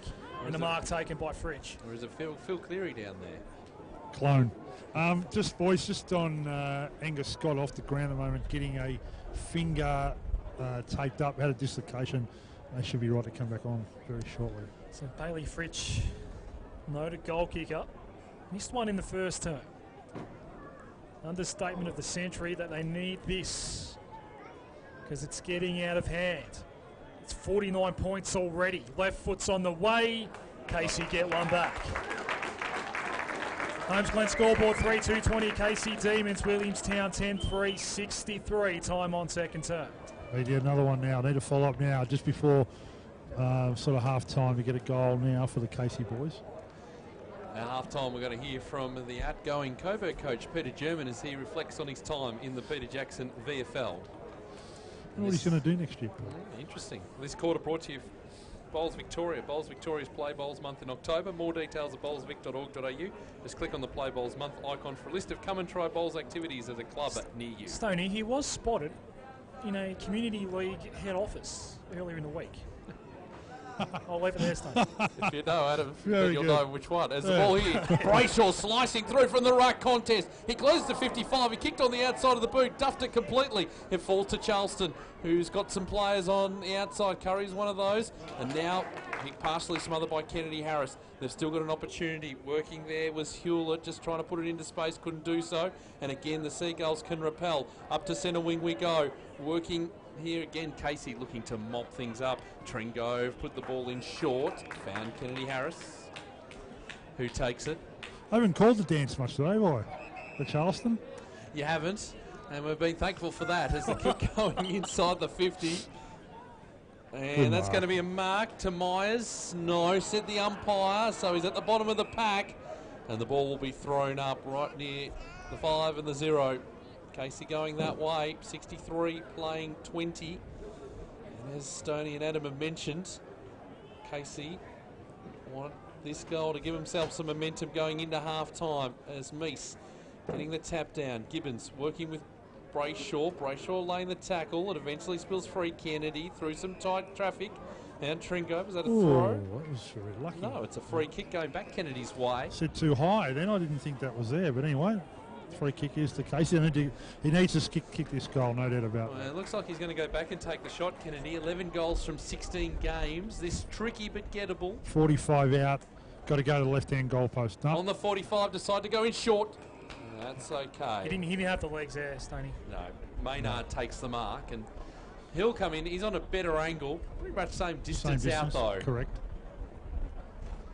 So we'll see what he can come up with here. Kick towards the ice cream man. Nope. And he hung it out to dry, basically, put it out of bounds on the full, the right-hand side. So 10-3-63, playing 3-2-20 on the Homesglen scoreboard. 26, almost 27 minutes gone. Peter Jackson, VFL Live, the Love the Game final series. Around the grounds, Tigers a little wayward against Collingwood, 2-5-17 to 1 behind here. It's a huge lead for Williamstown, 43 points in fact, as Wagner sends it back inside 50. Marcon got it back for the Seagulls. That kick goes nowhere, out of bounds on the full, and it's a Demons ball here for Yilba ZJ. And Good to see him he's get going a to be chance. forced against the fence. Stoney, sorry? I liked him as a player when he's playing at Sandringham. He was Yes. a very good player. Didn't get, he was in and out of the team, actually. It's good to see him playing some footy. And playing good footy too. He's only played the 8 games this year for Casey, but he's in the side at the right time. Goes with the right boot, just a lob to the top of the square. Now, can Scott keep this in? No. Minor score for the Casey Demons, 3-4-22 to 10-3-63 on the Holmes Glen scoreboard, with half-time just around the corner. As Aaron Sipos goes long, looking for Cordy. He's got it at the back. He didn't have first possession though, so he's wrapped up in the tackle. Ooh. Ball spills free. Good contest at centre wing. Masters was the loser of that one. Kennedy Harris onto it. Handball for Brayshaw, who fumbled. Zajai right near the interchange bench for Casey. Handball back to Kennedy, trying to get through a couple. He's got Brayshaw on the outboard. Back to Kennedy Harris, who goes back to Zajai. They're going here very, very slowly, but very deliberately at half forward. Zajai's kick going long and good. That's across the face of goal. And that was a brilliant setup. They took their time going up the ground. They waited for the best option. And now they have a shot at goal directly in front. Corey Maynard. As we tick down towards half-time. Important kick, this one. Just with the AFL players that play, you know, the Brayshaws and those Kennedy, those sort of players, they just got time. Little bits of time. Yep. And they just worked their way up the ground very slowly, but got it done. This kick, low, flat, goal. Maynard first for today, 8th for the season. 10-3-63 Williamstown. And Casey 4-3-27 as we played 29 minutes here on Peter Jackson VFL Live in this second quarter. Coverage brought to you by Holmes Glen, the home of the trades. Apply now for pre-apprenticeships and post-trade qualification. Or sign up your apprentice today, homesglen.edu.au. And Anytime Fitness, are you up for the challenge? Dare yourself and join Anytime Fitness today. Another behind for the Tigers, 2-6-18 to 1 behind for Collingwood. Who's got the breeze in that game, Adam? Do you know? No idea. I would assume potentially Richmond, Stoney, given Collins only got a point. Fair point. Back in the middle. Well, it's fairly still at the moment here at Williamstown, at least in our broadcast area, as Kennedy goes wide, a little too wide, overrunning it though Myers, and Maynard was in the right spot towards half forward. The kick too hot for Wiedemann. Charleston got it back and went to Chisari. To Chisari, I should say. Takes the mark in front of the Casey bench. Jacob Chisari. Team disposals last week against the Dogs, up towards half forward. Wagner, very good mark, and he goes with the switch all the way back to Gents. He wants to just go over the top, a little pass. It was slightly dangerous, but Trengove, diving effort, took the mark, goes wide. Jack Trengove, that kick's good. Now it's in the hands of Fritsch. This quarter might go a few minutes because of the goals. How many goals in this quarter's been? Lots. Plenty. 7 for Williamstown, 2 for Casey. Bouncing ball, Charleston fisted it back out into Ward in the direction of a teammate there in Masters, but he got met hard straight away. Ball up. Morris Street wing. Blustery day today to start the Peter Jackson Love the Game final series as we go back out towards half forward here, clearing ball, but Kilty takes it for the Demons. Couple available on the switch. One of them is Brayshaw inside the centre square. Bug went down behind play. He's all on his own inside 50. Kick going wide. Kennedy Harris, who goes even wider, and just pitched inside the boundary line. Goes over right near the Casey interchange gates. Brought the chalk up. It did. Didn't need Hawkeye challenge for that. As we wait for this ball to be thrown in. If they can get a goal here, would be make it interesting. Make it, you know, they're in the game a bit. Sharapova having another win at the US Open. Speaking of Hawkeye challenges, through to the second week. As Brayshaw got it out, Maynard handball across the Jai, 52 from goal. He kicked after the siren. There's a mark taken inside the 50, but it won't count for anything. What a quarter by the Seagulls. They piled on 7 goals in that quarter, 7 goals won. And they've got a commanding lead heading into half-time. So at half-time, it is Williamstown 10-3-63 and Casey 4-3-27. The goal kickers to half-time for Williamstown. 2 goals each to Donnell, Schultz and Sipos, and singles Kavara, Marcon, Masters and Cordy. And for Casey, all singles Fritsch, Morris, Maynard and Bug on the Homestead scoreboard at half-time. That quarter for Bowls Victoria. Bowls Victoria Play Bowls month in October. More details at bowlsvic.org.au. Just click on the Play Bowls month icon for a list of come and try bowls activities at a club near you. Here on Peter Jackson VFL Live. Love the game final series, and the Seagulls supporters certainly are loving the game at the moment. A big advantage heading into half-time. We'll take a break. First, though, we might go around the grounds. What's happening at North Port Oval? They're into the opening quarter there. Another goal for Richmond, 3-6-24. Collingwood one behind. The latest goal kicker, Callum Moore. He joins Sam Lloyd and Taylor Hunt. Suspect that they'll be heading towards quarter time in that game. We'll take a break. On the other side, from VFL Rewind during the week, Peter German announcing that he was stepping down as Coburg coach. We reflect on his career next on Peter Jackson VFL Live. Look at that guy in the slim cut suit. Great look. She's giving me the look. Oh my God, he looked at me. He's coming this way. Hi there. Hi. Nice suit. Mind if I... You can touch it. Oh, it's Peter Jackson. You can get the look to get the looks. And with the Peter Jackson massive sale on right now, with pure merino wool suits from just $3.95, you can get the look to get the looks. Peter Jackson. Last year, Vision Australia helped more than 33,000 people who are blind or have low vision. So if you find that glasses are no longer helping and you're struggling to complete daily tasks, why not give us a call? Our free services, provided by specialist staff, can help increase your independence. We also offer advice on equipment and provide training in how to travel around safely with limited vision. Vision Australia can help you make a real difference. Call us now, 1300 847466. Love your sport? Then you'll love SEN. 1-2, Jamie Wickup first. Craiglown second. And you'll find it on digital radio. Simply scroll to SEN, Melbourne's home of sport. Look at that guy in the slim cut suit. Great look. She's giving me the look. Oh my God, he looked at me. He's coming this way. Hi there. Hi. Nice suit. Mind if I... You can touch it.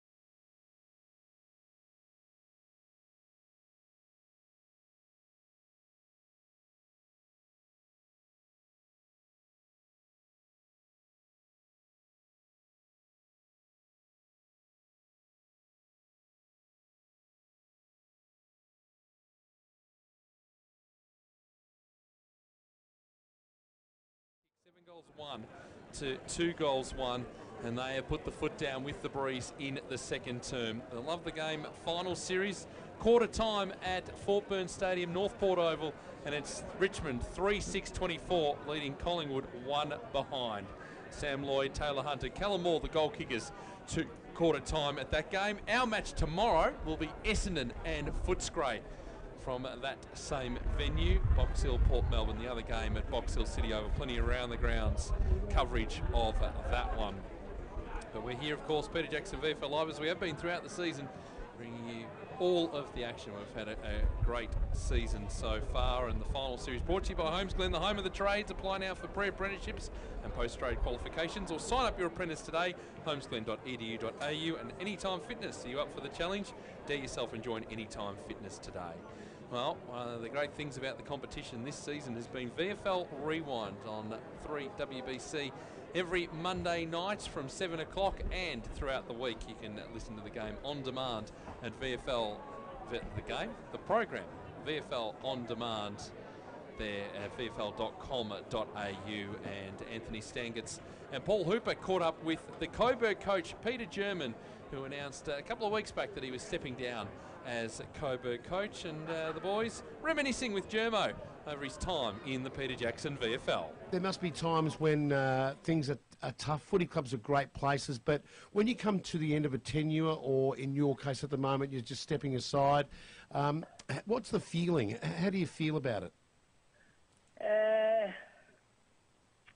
It's interesting. I've probably the last 4 years has been, I guess, really tough in terms of, one, we've had a business, me and my wife had a hotel in Footscray, so we're running that, plus also coaching, and that, you know, it suited for the fact that, you know, I could get away at night and coach. So I was only part-time coach, but, you know, that the pub then probably started to get a bit on top of us, and so there's a fair bit of pressure over the last, you know, 12 months or so, because we're trying to sell the business and also try and coach the footy side. So that was, we sold that, and the settlement was about a month ago, so that was a lot of pressure off, and I guess then it was just sort of football, and I guess, you know, after the weekend, it was a bit like, it was a bit like selling the pub as well. There's just a lot of pressure just seemed to lift off my shoulders, and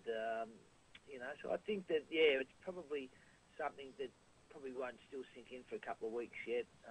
You know, knowing that, you know, that over the last, you know, for however long, I've always been had my head around footy, and was, you know, as soon as the season finished, almost planning for next year. So at this stage, you know, I'm looking for a job. That's probably my most important priority. Well, that's a funny thing you say that too, because you've done so many pre-seasons as a player and coach, and as you say, you go straight into it. Maybe you might do something nice and take your wife away on a holiday or something.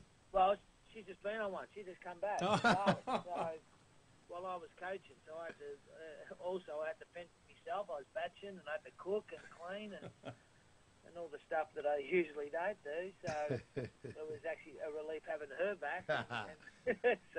But no, look, you know, I've been coaching for 23 years now, and it's pretty much all I know in many ways. But also it's, you know, I see it as an exciting time that, you know, I'd really like to get into football management. That's, you know, whether it be list management, recruiting, or something along those lines. You know, I've sort of, you know, when you coach and coaching in VFL or Waffle or whatever, you're almost list manager as well, because you know, you sort of know the players you need and everything like that. So, but that's, you know, so that I think that, you know, hopefully some exciting times still in football for me, looking ahead.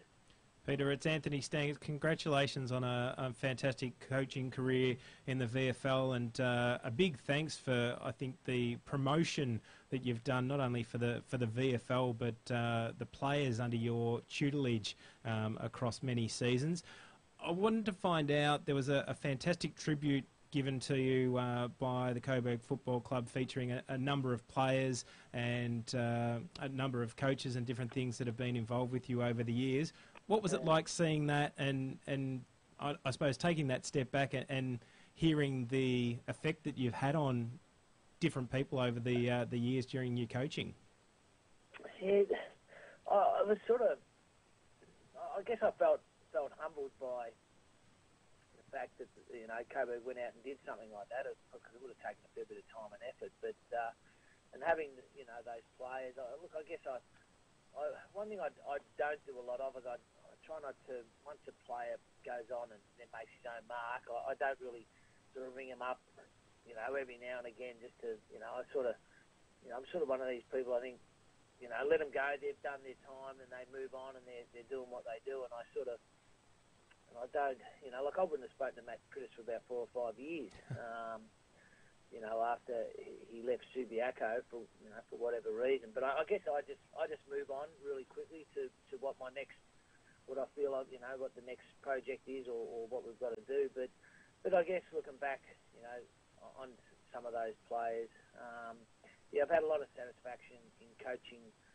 A lot of young men who have, not probably gone to the top level, but just been good quality people. Your Ben Jollies and I've coached a lot of guys just like that who are just rock solid citizens, just outstanding clubmen or teammates, and just put everything on the line week after week.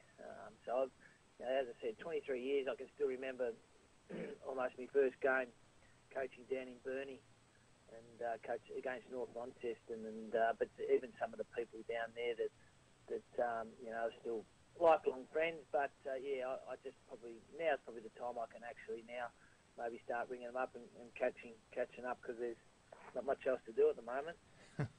You can always go out and have lunch with Peter Lash, because I've heard that he used to haunt you at the hotel. No, he come in a couple of times. No, Lash is all right. He's a good fella. Now, what about some of your highlights, Peter? There must be so many as a coach. Could you give us just a couple of favourite moments?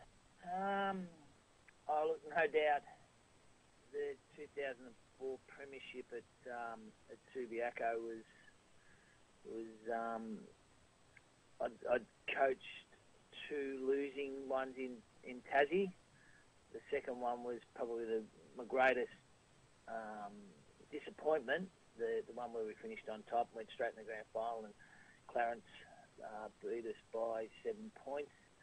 And then we then played another one in 2003 at Subiaco, and we lost that. So I was zipping 3 in grand finals, and so then to win the first one in 2004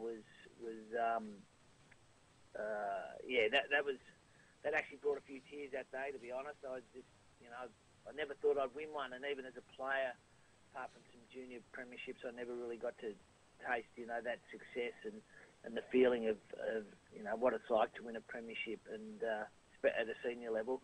So that was fantastic. 2006, we at Subi, my last year there, that was a special win. We ended up winning by about 100, close to about 100 points, I think, against South Freo, who were our nemesis over those 2 or 3 years. They won it the year before, in 2005, and they threw everything at us, and we kicked 11 goals in the last quarter, and I still remember that, being able to go down to the bench and really soak it all up, and I was really just as pleased for the fact that they went on to win another. I think even this year they've only lost 1 game, and ever since I've left, they've been pretty much perennial top 2, top 3. It's they've been able to just carry on, and it's just a great football club. But those 2 premierships were outstanding. Some of the wins we had at Casey Fields when we had the year that Melbourne was supposedly tanking, we just had just a bunch of misfits almost playing, because they were getting the game purely on the fact that we had no Melbourne players, and we got up and beat some of the top teams. I'll never forget that. Some of those wins out there. But look, you have a lot of even this year, our win against Sandringham, when we know that we were against the odds. We were against the odds all season, purely on the back of just having young kids and with inexperience, lack of leadership, and a lot of things. Just to get up and win that game against Sandringham was one I'll remember. In terms of one of the great memories of in the time of coaching. And Peter, who were the coaches during your VFL stint that you always enjoyed going head to head with? Yeah, and I was talking to Izzy the other day. Obviously, I said to him that when they beat us a couple of weeks ago, 3 or 4 weeks, I said, don't tell us, that, Coburg are fantastic or whatever. I said, we were terrible on the day. So anyway, we just had a bit of a chat like we always do after the game. So there he is, Peter German, outgoing coach of the Coburg Football Club, chatting with Anthony Stangetz and Paul Hooper on VFL Rewind. You can catch it on 3WBC on a Monday night from 7 o'clock, or on demand at vfl.com.au throughout the week. Around the grounds, it's Richmond 4, 6:30, leading Collingwood 1 behind. They're into the second quarter there, and here on the Homestand scoreboard, 10-3, 63 Williamstown. Casey 4-3-27. Teams back on the turf. We'll be back with the second half next here on Peter Jackson VFL Live. Look at that guy in the slim cut suit. Great look. She's giving me the look. Oh my God, he looked at me. He's coming this way. Hi there. Hi. Nice suit. Mind if I... You can touch it. Oh, it's Peter Jackson. You can get the look to get the looks. And with the Peter Jackson massive sale on right now, with pure merino wool suits from just $3.95, you can get the look to get the looks. Peter Jackson. Last year, Vision Australia helped more than 33,000 people who are blind or have low vision. So if you find that glasses are no longer helping and you're struggling to complete daily tasks, why not give us a call? Our free services, provided by specialist staff, can help increase your independence. We also offer advice on equipment and provide training in how to travel around safely with limited vision. Vision Australia can help you make a real difference. Call us now, 1300 847466. Love your sport? Then you'll love SEN. 1-2, Jamie Wickup first. Craig Lowndes And second. you'll find it on digital radio. Simply scroll to SEN, Melbourne's home of sport. The Red Time Sport iPhone app is here and ready to download. The app allows you to listen to the different sports BPM media broadcasts wherever you are in the world, including VFL and TAC Cup radio and a whole lot more. You can interact with the commentary team in real time via the Red Time Sport iPhone app feedback and social networking buttons. Plus check out upcoming broadcasts. Catch up with the latest sports headlines from around the world via the Sports News button. The Red Time Sport iPhone app. Download it from the iTunes store today. Visit bpmmedia.com.au for more details. Look at that guy in the slim cut suit. Great look. She's giving me the look. Oh my God, he looked at me. He's coming this way. Hi there. Hi. Nice suit. Mind if I... You can touch it. Oh, it's Peter Jackson. You can get the look to get the looks. And with the Peter Jackson massive sale on right now, with pure merino wool suits from just $3.95, you can get the look to get the looks. Peter Jackson. Tomorrow afternoon, the Love the Game final series continues at Northport Oval with the elimination final between Essendon and Footscray, and Peter Jackson VFL Live will be there. That's tomorrow afternoon from 2:30 live on 1116 SEN, Aussie Digital Radio, the Red Time Sport iPhone app and vfl.com.au. Peter Jackson VFL Live, online, on digital radio and the Red Time Sport iPhone app. Half-time, both sides out on the ground. 10-3-63 Williamstown, Casey 4-3-27. Peter Jackson VFL Live, the Love the Game final series.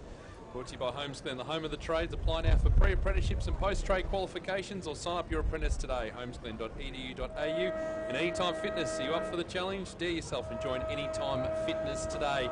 Stoney, back on the boundary as we get set for a start in the second half. What can you tell us? Okay, just a couple of things. Just look at the breeze, boys, just after half-time. The breeze is still, it's sort of going across the ground into the bay, so it's heading straight across here. So you would think that Casey has the breeze this quarter, but we've seen goals kicked at both ends. So, but the breeze is certainly going straight across the ground into the bay area, into the bay side. And I just asked the doctor about James Munro from Casey. I said, has James Munro finished? He said, you would think so. Can't get moving. So that's yes. He got a kick in the back and he just can't get the move in his back. So I think that he may be finished the afternoon. All right, thank you for that, Stoney. Around the grounds, what's happening at Fort Burns Stadium, Northport Oval? Collingwood still goalless, one behind. Richmond 4-6-30 now, 2 goals for Callum Moore. They're into the second term there at Fort Burns Stadium, and the winner of that plays the loser of this, Peter Mercado. Away we go, Adam, in the second half. It's a 6-goal ball game in favour of the home side. So the way it stands right now, Casey might just be fronting up again next week against the Tigers. They get the first clearance of the second half. Namaki's taken by a running Angus Brayshaw. Rush kick to Scott. Another Angus toward the top of the square. Fritsch being held onto. And an early goal potentially for Casey to start the second half. It'll be a huge start, really. You just felt towards the end of that quarter, though, that they got a bit of momentum up. Not much, but a little bit. They've got to kick this goal. Yep. Yeah, this is a scoring end, so they need to have a big third term. And this is a perfect start. Only 38 seconds into it, they've got a shot on goal. Bailey Fritsch kicked a very good set shot in the second term. That was against the flow. This a much easier one. Left foot's on the way, and it's good. And Casey get the first of the second half. 5-3-33 on the Homesland scoreboard. 10-3-63 Williamstown. Yep, Homesland, Melbourne's home of hands-on sports courses with unbelievable internships. Choose to study sport business, sport development or sport media. Apply now for 2018. Great start for them, Stoney.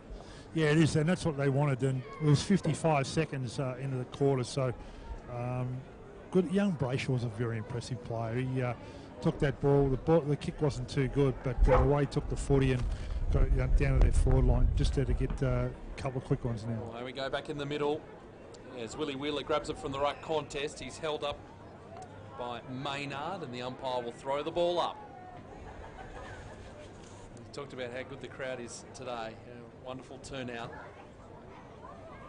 As the ball here again from the contest going Casey's way, but just into the path of Mark on though. Has to double back. He's on the point of the square attacking side for Williamstown. His kick holding up in the breeze, but Masters comes out and takes a very fine mark, and he will line up and have a shot 35 outs on the angle. Markon hasn't had his best of days, but what he does with the footy, he's seen the lead coming and he put it in the right spot. So, do we have the automatic reply, the instant reply from Williamstown? Lee Masters, 23 goals on the season, 1 today, and it remains at 1. So, for 24 overall. 10-4-64, plays 5-3-33, 2.5 gone in the third quarter here on Peter Jackson VFL Live. Tomorrow, Northport Oval, it's Essendon and Footscray.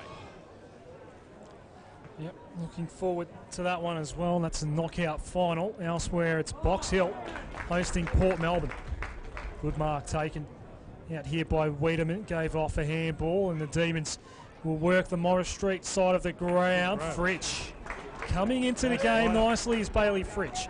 What's he got ahead? Done well. Running back with the flight. A beautifully weighted kick for Angus Scott.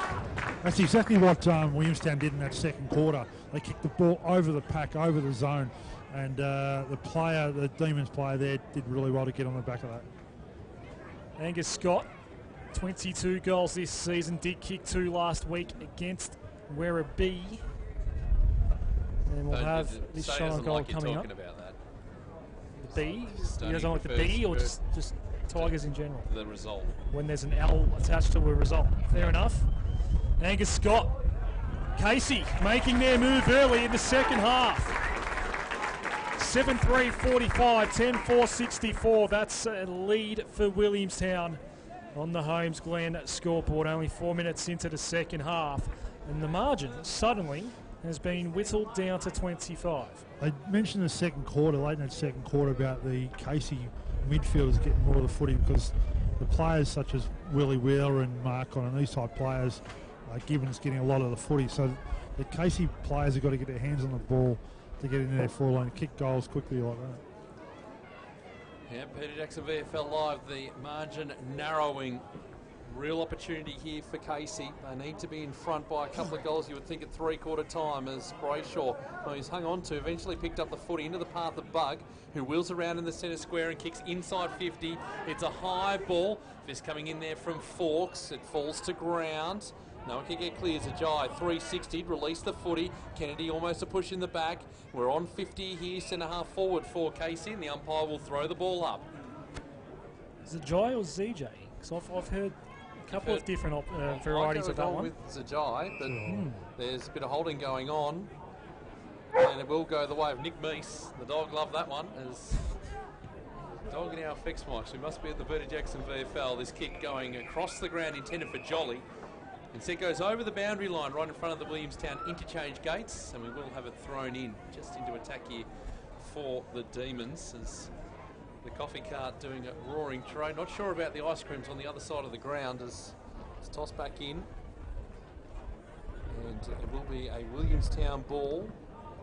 Gibbons, well, his kick was smothered over the boundary line, and we'll have it tossed in again. Dylan Collis, is he okay, Stoney? He might be all right, Adam. Wow. Yeah, he might be okay. I'm sure the tackle was all good, I think. Boundary throw in. King Won it down. Maynard, hand pass out. Brayshaw to half forward. And a very good mark going up. Josh Newman takes the mark, and he's just stumbling a little bit here. A bit of a hobble as he takes this mark and gets ready for his kick. Just rolled onto the right. He might come off here, Newman. Cordy went up, didn't bring it down. In fact, it was Sipos. Ball up. Centre wing, and he does hobble off the ground now, does Josh Newman. Didn't play in the final round as the Demons here. Well, Kennedy left it for a teammate. And that didn't quite work out. Tackle here from Spencer, and another ball up in front of the Williamstown gates.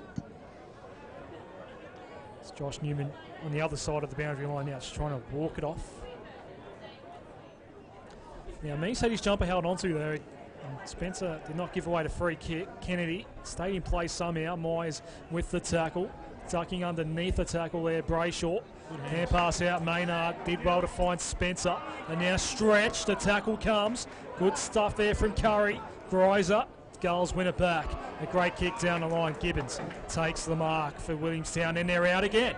Yeah, they are. Oh, Donnell really should have taken the mark. He went the fist. It falls to the back. Tackle. And good tackle. Yeah, absolutely, Stoney. That's pressure from Casey. Now, play it down. Hurt himself, didn't it? Yeah, it was Ed Morris, who's in a little bit of trouble. Rule. It's going to be blood rule anyway. Oh, yeah. Cut across the head? Yep, across the eye, it looks like. He'll be keying your way, Stoney. Open him up like a sardine can there. Yep, well done.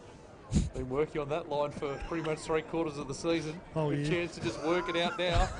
Tell you what, low scoring game. Not much happening in this one between Richmond and Collingwood. It's the Tigers by 29. That should be approaching halftime. As Hutchins will take the free kick. The ball to the back. It falls to Brayshaw. He goes with a high ball. Fritsch and Singh. Singh front position, just tapped it to ground. It fell to Wiedemann. Tajai driving by. He's got some space. 40 metres out. He goes across the face. One behind. Sing a song. So, 24 points is the margin on the Holmes Glen scoreboard. 8 minutes gone in this third quarter. Holmes Glen, home of hands-on sports courses with unbelievable internships. Choose to study sport business, sport development or sport media. Apply now for 2018 as the ball goes long outside the 50. Off hands, this will fall for Sipos, who goes just through the high kick in hope. It won't hit a target. Hutchins is there mopping up for Casey. Did well in board, he works, nicely done. Wagner's there. Oh, the handball goes over the top inside defensive 50. They're in trouble now. And coming back in again, Wagner to take the ball off Masters. They eventually work it out. Oh, trying to go one-handed there was Kennedy. He pushed it down into his boot, and it's out of bounds on the full free kick to Williamstown. Well called. And it's going to be Myers. Not deliberately, of course. No. From the gates. High, long and direct. No mark was taken. Ground level, mark on. Sipos. Both in there to force a stoppage. 10-4-64 Williamstown, Casey 6-4, 40, 24-point game. 9 minutes gone on the Holmes Glen scoreboard. Umpire throws it up, and here's a chance for Stretch. Just escapes from the danger and clears the ball out, but Curry's in the right spot. He was in position A, got pushed out of it illegally. Free kick coming back for Curry. Centre wing. Yeah, that one was pretty clear. Port Phillip Bay side wing. It looks an absolute picture, doesn't it? Even though it's overcast.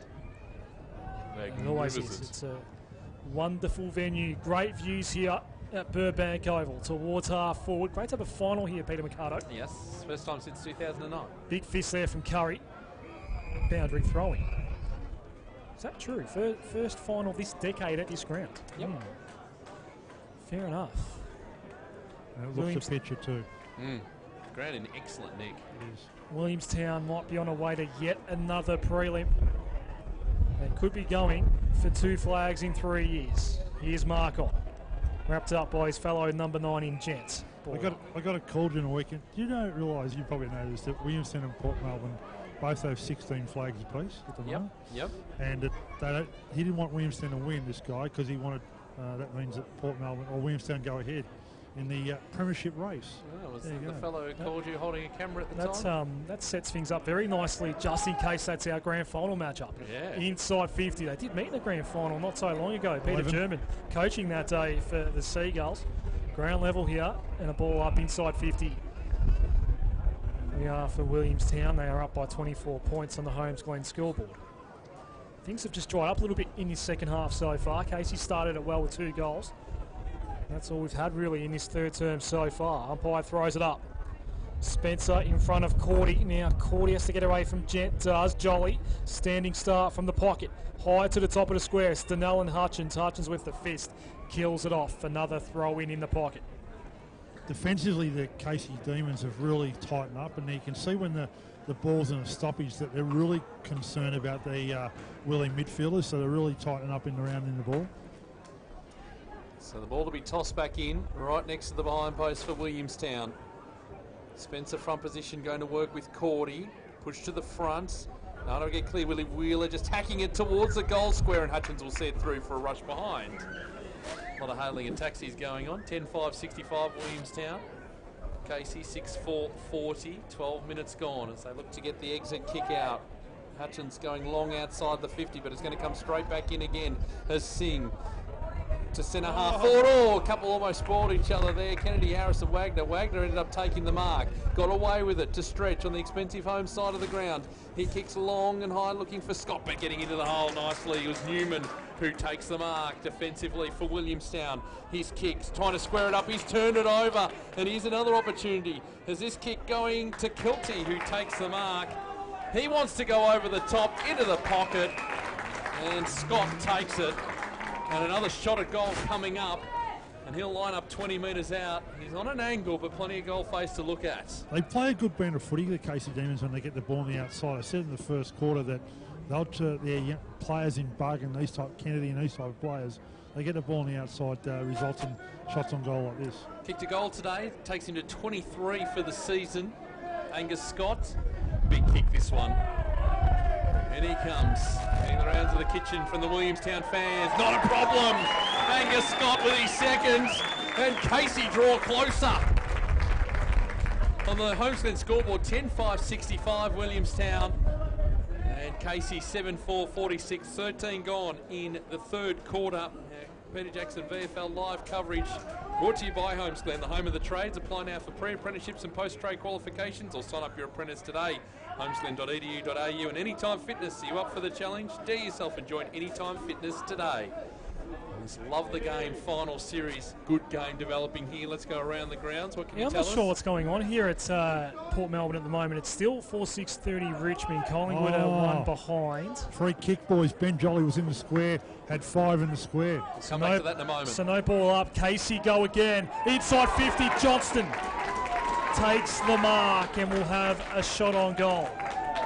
So a mix-up there with, you've seen Sam Ben Jolly in the square, and there was 5 inside the square, which resulted in a free kick. This was the exact same spot where Aaron Sipos went bang in the second term.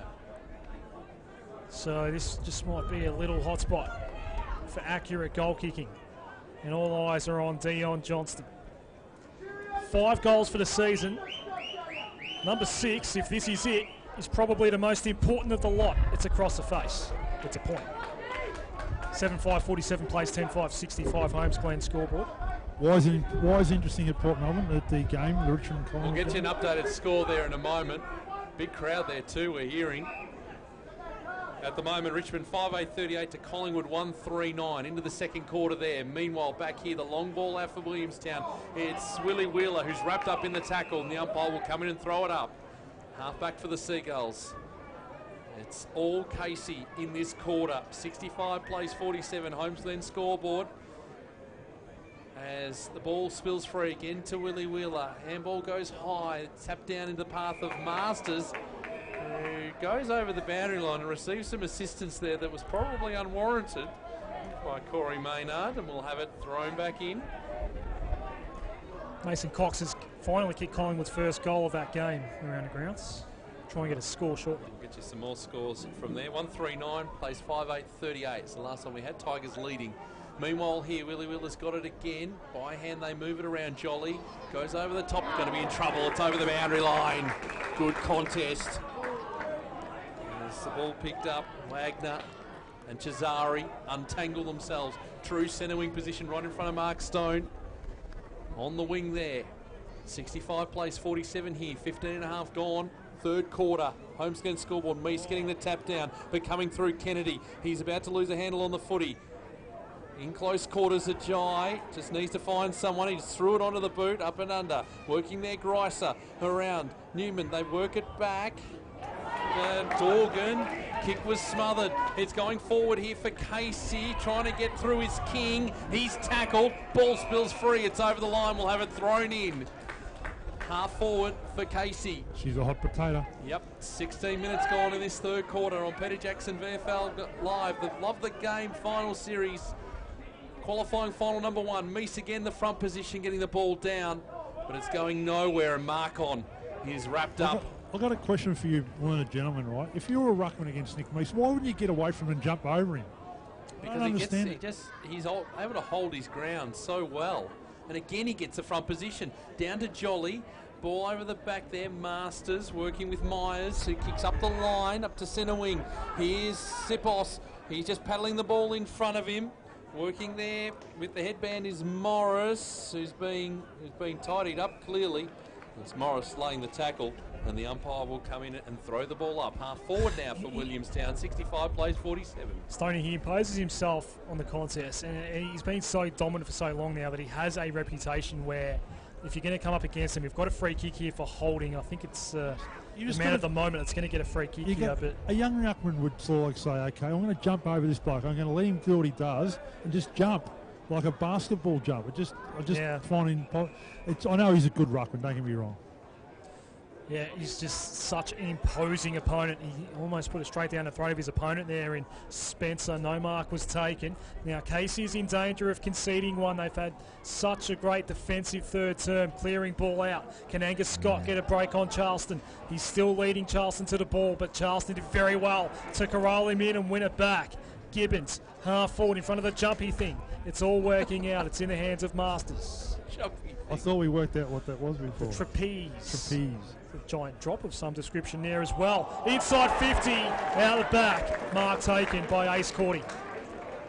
If it's paid, it won't be. It's going the other way, yeah, because it was in front of the contest, and that's fair enough too.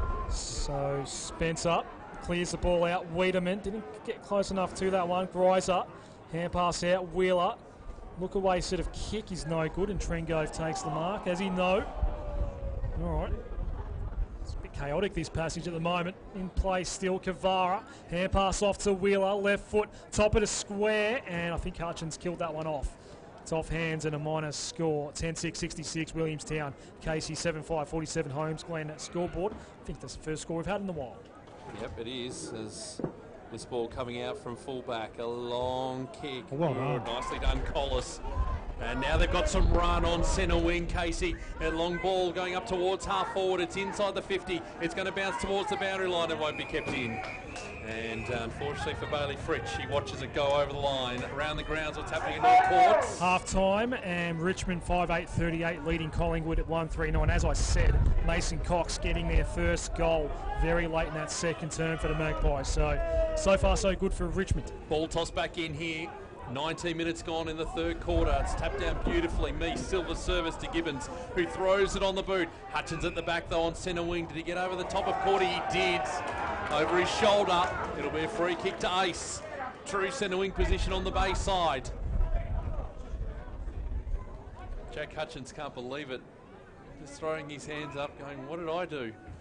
Meanwhile, the kick going long from Cordy. No one could take the mark. That was nicely done there by Sipos. Threw the handball out, and Bramble is tackled over the line.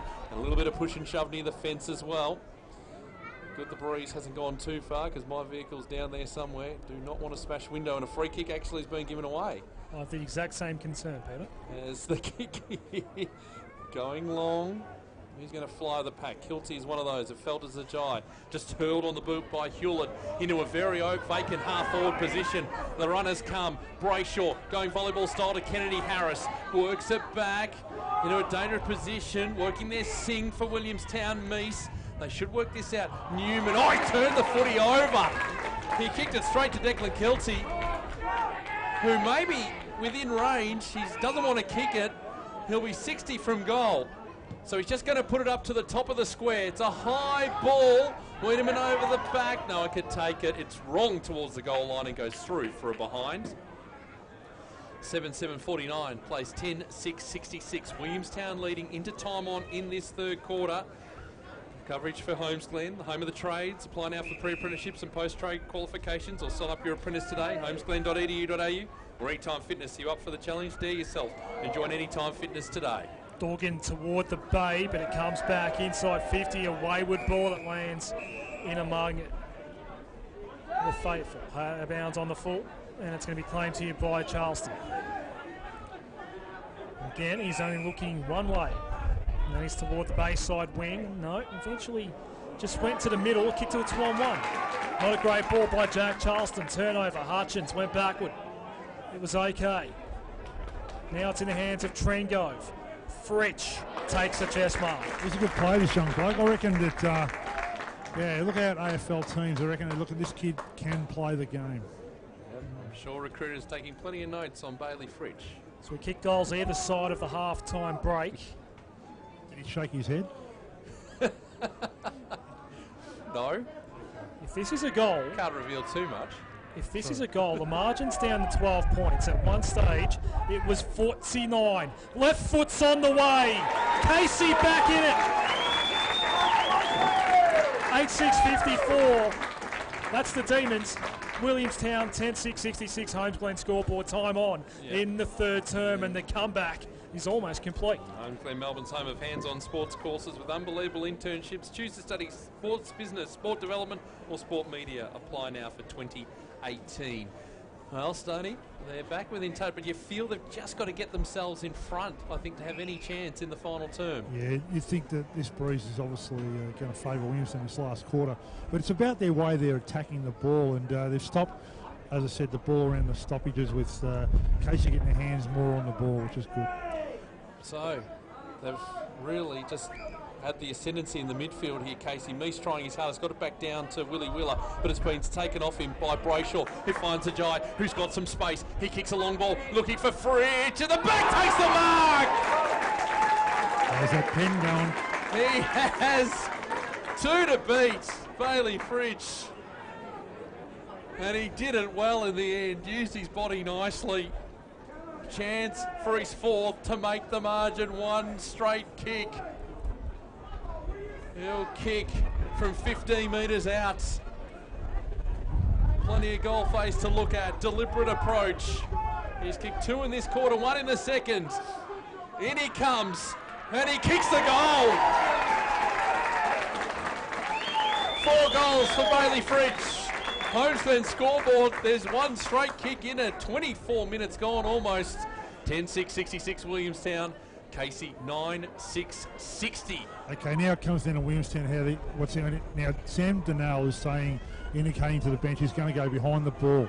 Now I've seen this ploy happen many times before. Sammy will try and direct traffic from the back line, and he goes in there right now. As I said, the margin was 49 points in favour of Williamstown in the second term. Fritsch kicked his first goal of the game. It was a wonderful set shot on this bay side of the ground, and ever since, Casey have whittled it down to 6, and they've got time to not only level the scores but perhaps extend it before three-quarter time. In the hands of Trengove, pushed out of it by Charleston, who could never claim it himself. Boundary throwing. And it's the Demons listed players, the Melbourne listed players, who are making the difference in that midfield. And then Bailey Fritsch up forward. Cordy and Spencer in the ruck here. Spencer in front, but Cordy got his hand over the top. Brayshaw, look away handball. Found Cordy, who gets brought down by Spencer. 55 out from Casey's goal. Question for you, Stoney. Is Andy Collins coaching from the bench today? Yes, he is. As usual? As usual, with the headset on. Yep. It's the exact same setup for Andy Collins. The earphones are in, no doubt. Is it headset or earphones? Earphones. Thank you. Out of bounds on the full here. Casey, get it back, and Hutchins goes inboard. It's a dangerous one for Kennedy Harris. Zajai out the back. Hand pass got pickpocketed.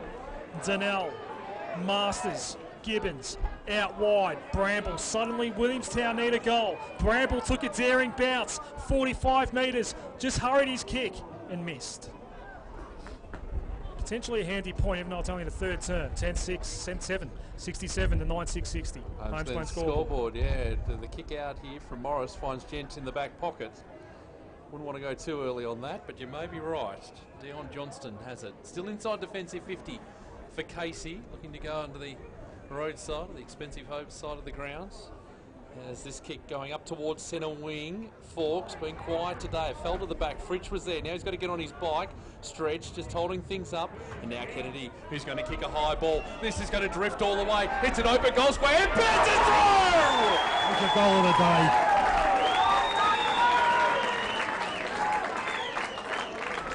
He's first for the afternoon. The margin is it level or 1 point? It's 1 point the difference. So that point did count there from Bramble? Yes, it did. Absolutely it did. 10-7-67 Williamstown. And Casey 10-6-66. And we've gone almost 27 minutes in this third quarter. And that's on the Homesglen scoreboard. Melbourne's home of hands-on sports courses with unbelievable internships. Choose to study sport business, sport development or sport media. Apply now for 2018. What a game we've got for you here in the qualifying final. Here on Peter Jackson VFL Live.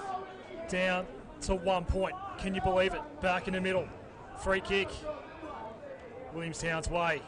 It's going to be claimed by Adam Markon.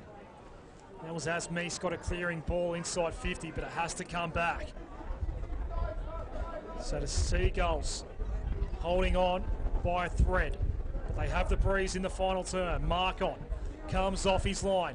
High kick, right half forward. Hutchins again went up. He's been good, Hutchins. Off hands. Now it's Kennedy Harris down the line. Wiedemann takes the mark. He's got to turn around and look at what's ahead. Doesn't seem to be in a rush, Sam Wiedemann. He's holding on to this one for a while. Then he goes short to Gent. Slow play. There is a demon in the middle of the ground begging for the ball. It's Collis. Finally, Gent. High along the half forward. Hewlett's underneath. Bug pushed out of the contest. Newman out of the back for the Seagulls. Look away. Handball was good there from Markon. Jolly gets pushed over the line. Demons fans happy with that one from Dion Johnston. Boundary throwing. Scoreboard's been updated, but Stoney, they're being roughed up at the moment here, the Seagulls. They haven't had this too often this season. No, they've taken it up to them, the Casey Demons. They've really challenged themselves to really have a crack in this third quarter. So ball thrown back in. No one can take it away cleanly. Johnston there. There's a throw. It's a free kick going the way of the Seagulls. 28 and a half minutes gone. Brett Bewley to take it. Half back. Well, look to just go up the line. It's a good kick. It's a high ball. No one can take it off hands. Kavara trapped it nicely. He's kicked 55 out, going across the face of goal. Right here into the path of Dorgan, who's going to wheel back. He's in a bit of trouble. And getting onto it is Kilty. He's dragged down. The umpire holds for a while and will throw the ball up. Is there a dog up in the commentary box up there? I think it's a Labrador. Is it? Okay. Yeah, there is. That's not an artificial sound effect of a dog there, Stoney. Stoney, it's a seeing eye dog. So. Not sure what it would bring to the coverage if it was a sound effect anyway. The ball here, off hands. No one can take it from the contest. We're going to do it again. Umpire will throw it up. Just below us to our left. Do you know what? I haven't seen anybody buying ice cream this afternoon from Mr. Whitby. We were having this conversation a couple of years ago at the Whitten Oval, weren't we, Stoney? We were. That was a freezing day. It was colder than this. Anyway, quickly out of the pack. Casey looking just to get out of the danger area. Comes off hands from Kennedy. Oh, that's a high tackle on Bramble. And not paid by the umpire. Oh, the umpire said throw up. See, I think I heard a whistle, and certain players seem to react to whatever sound I heard. Well, I thought Bramble was taken high. I thought play had stopped there.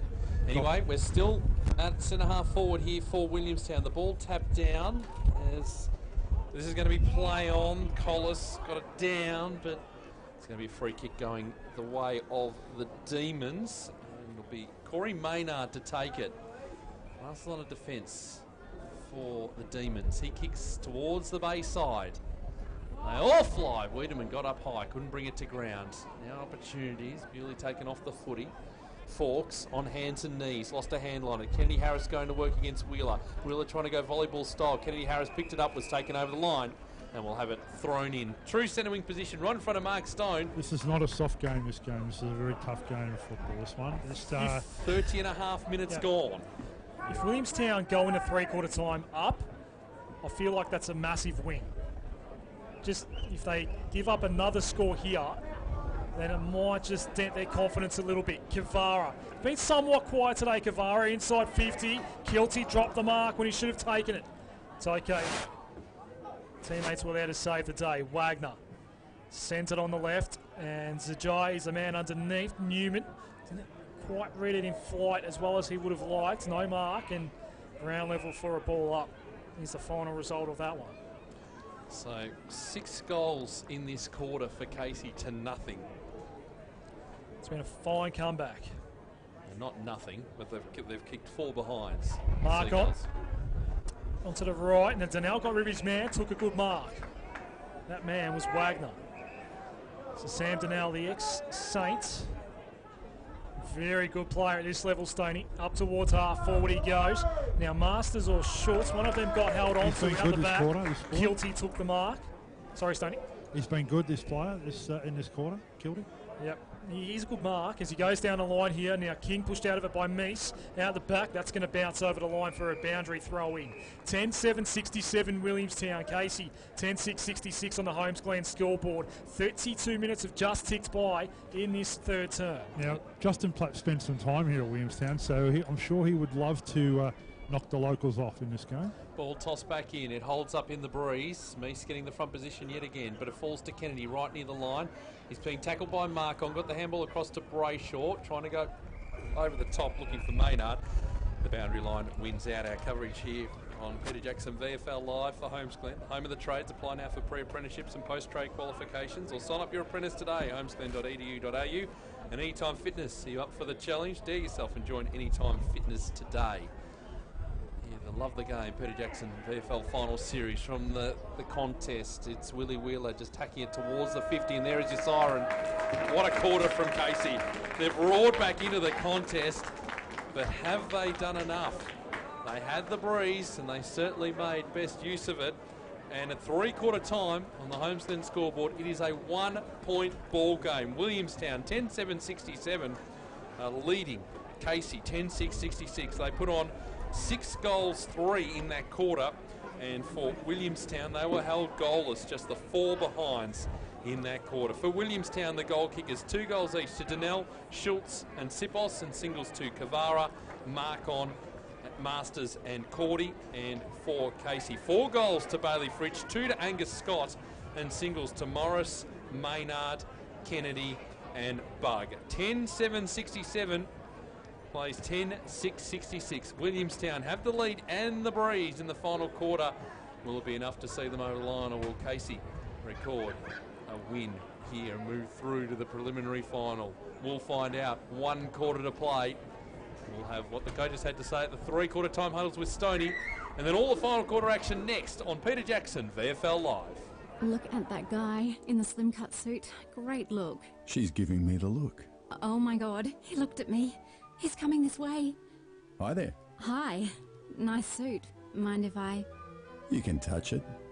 Oh, it's Peter Jackson. You can get the look to get the looks. And with the Peter Jackson massive sale on right now, with pure merino wool suits from just $3.95, you can get the look to get the looks. Peter Jackson.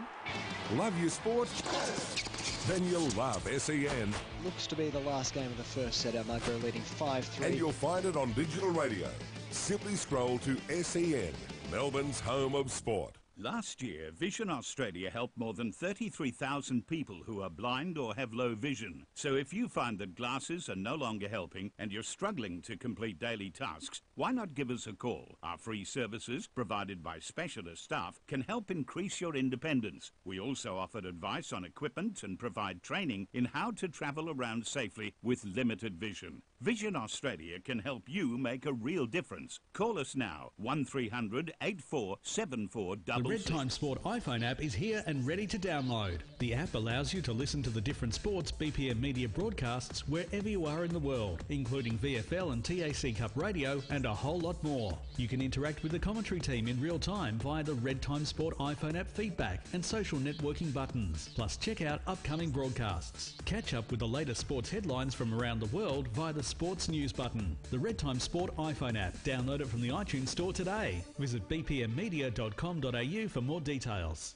Look at that guy in the slim cut suit. Great look. She's giving me the look. Oh my God, he looked at me. He's coming this way. Hi there. Hi. Nice suit. Mind if I... You can touch it. Oh, it's Peter Jackson. You can get the look to get the looks. And with the Peter Jackson massive sale on right now, with pure merino wool suits from just $3.95, you can get the look to get the looks. Peter Jackson. Tomorrow afternoon, the Love the Game final series continues at Northport Oval with the elimination final between Essendon and Footscray, and Peter Jackson VFL Live will be there. That's tomorrow afternoon from 2:30 live on 1116 SEN, Aussie Digital Radio, the Red Time Sport iPhone app and vfl.com.au.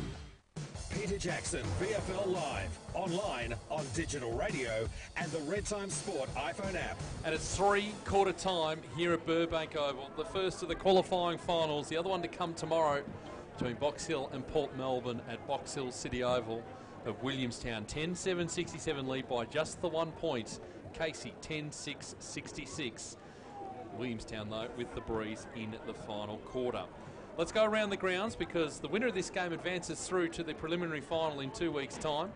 The loser will play in the semi-final next week against either Richmond or Collingwood. It's half-time at Fort Burns Stadium, Northport Oval, and the score at half-time is... Just get the mic back on there. 5-8-38 Tigers, Collingwood 1-1-7. And I'm just saying, I think the second half should have gotten underway by now, but no indication of that just yet. So, all right, well, so far, it's looking like a Richmond win, but as this game proved, it's 4 quarters. Four quarters of footy. We'll bring you those scores throughout this final quarter. A reminder, tomorrow, our game, the elimination final, Northport Oval, Fort Burns Stadium. It's Essendon and Footscray. And the winner of that will go through and play the loser of Port Melbourne, Box Hill. And the winner advances through to the preliminary final in 2 weeks' time. So Stoney is in amongst the huddles. We'll get to him in just a moment, but this final quarter will be brought to you by Bowls Victoria. Bowls Victoria's Play Bowls Month in October. More details at bowlsvic.org.au. Just click on the Play Bowls Month icon for a list of come and try bowls activities at a club near you. As the Williamstown huddle breaks up. Whispering Stoney. Just Andy Collins just talking his flow, just breaking up there, and just talked about having defensive-minded midfielders who want to work both ways. You went away from your game plan. You actually got a bit. You started to lairize a bit. We wanted you to get back to what Williamstown do. We've got 30 minutes an even game now. You just pick your work rate up. I want forwards to be defensive-minded, and just got to keep running and basically you'll win the game. So he's pretty confident his players can lift. You challenge, that's their best they can give, he said.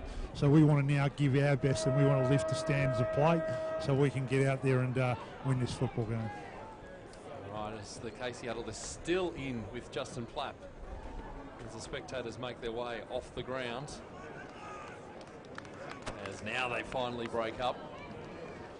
Just there you go, Paul Amy, just give me a bit of a scoop there. He said, Justin Platt said in that huddle there, we're going to win it at the source. We're going to win the game. We need to play not defensive. We need to attack the game. We're going against the Breeze. We want to attack the game, win the game. Well, tell him I said hi, Stoney, by the way. That coverage, Peter Jackson. Love the Game VFL Final Series brought to you by Homesglen, the home of the trades. Apply now for pre-apprenticeships and post-trade qualifications or sign up your apprentice today. Homesglen.edu.au. And Anytime Fitness, are you up for the challenge? Dare yourself and join Anytime Fitness today. On that Homesglen scoreboard, 10-7-67. Playing 10-6-66. A huge final quarter to come here on Peter Jackson VFL Live. As the spectators now, there's still plenty of them around the place, so we're getting ready. As we said, the loser of this game to play the winner of Richmond-Collingwood next week. And the winner through to the prelim, they get a week off. Yep. Casey have not led all day.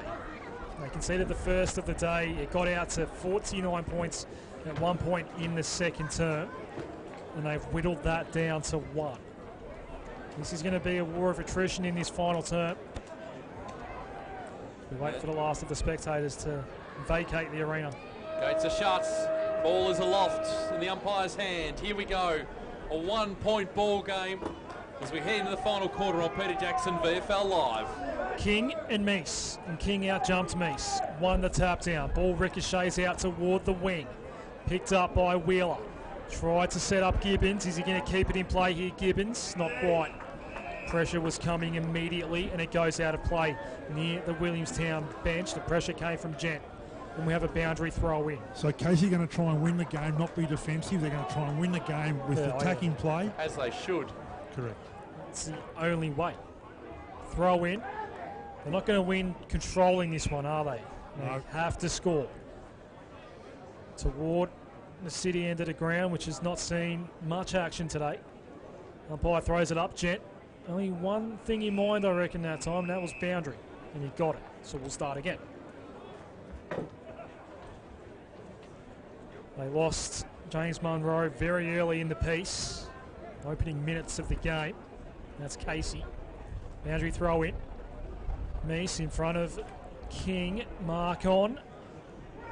Applies the pressure there on Johnston. Trengove missed it. Myers. Kennedy missed it. There's a throw somewhere in there, and it's going to be the Casey ball. So they started this third term very, very well. They got a goal in the opening minute. And the man that was involved in that passage was Angus Brayshaw, and he's got it now. Sends the Demons inside 50. Forks went up uncontested. Didn't take the mark, though. Ground level, Kennedy, Gibbons. Got it off his little teammate. Little kick didn't go far. Brayshaw's got it back. Evaded the tackler. Went to the hot spot. Ball fisted down. Ground level, Newman overruns it. Beaten to it there by Scott. Picks up, has a shot. Casey fights. They haven't led all day until now. 11-6-72 the Demons. Williamstown 10-7-67. Holmes Glen scoreboard. The D's have just got in front. They were down by 49 points. Bit of Angus Brayshaw magic there with weaved in and out of traffic. Got his hand on the ball a couple of times.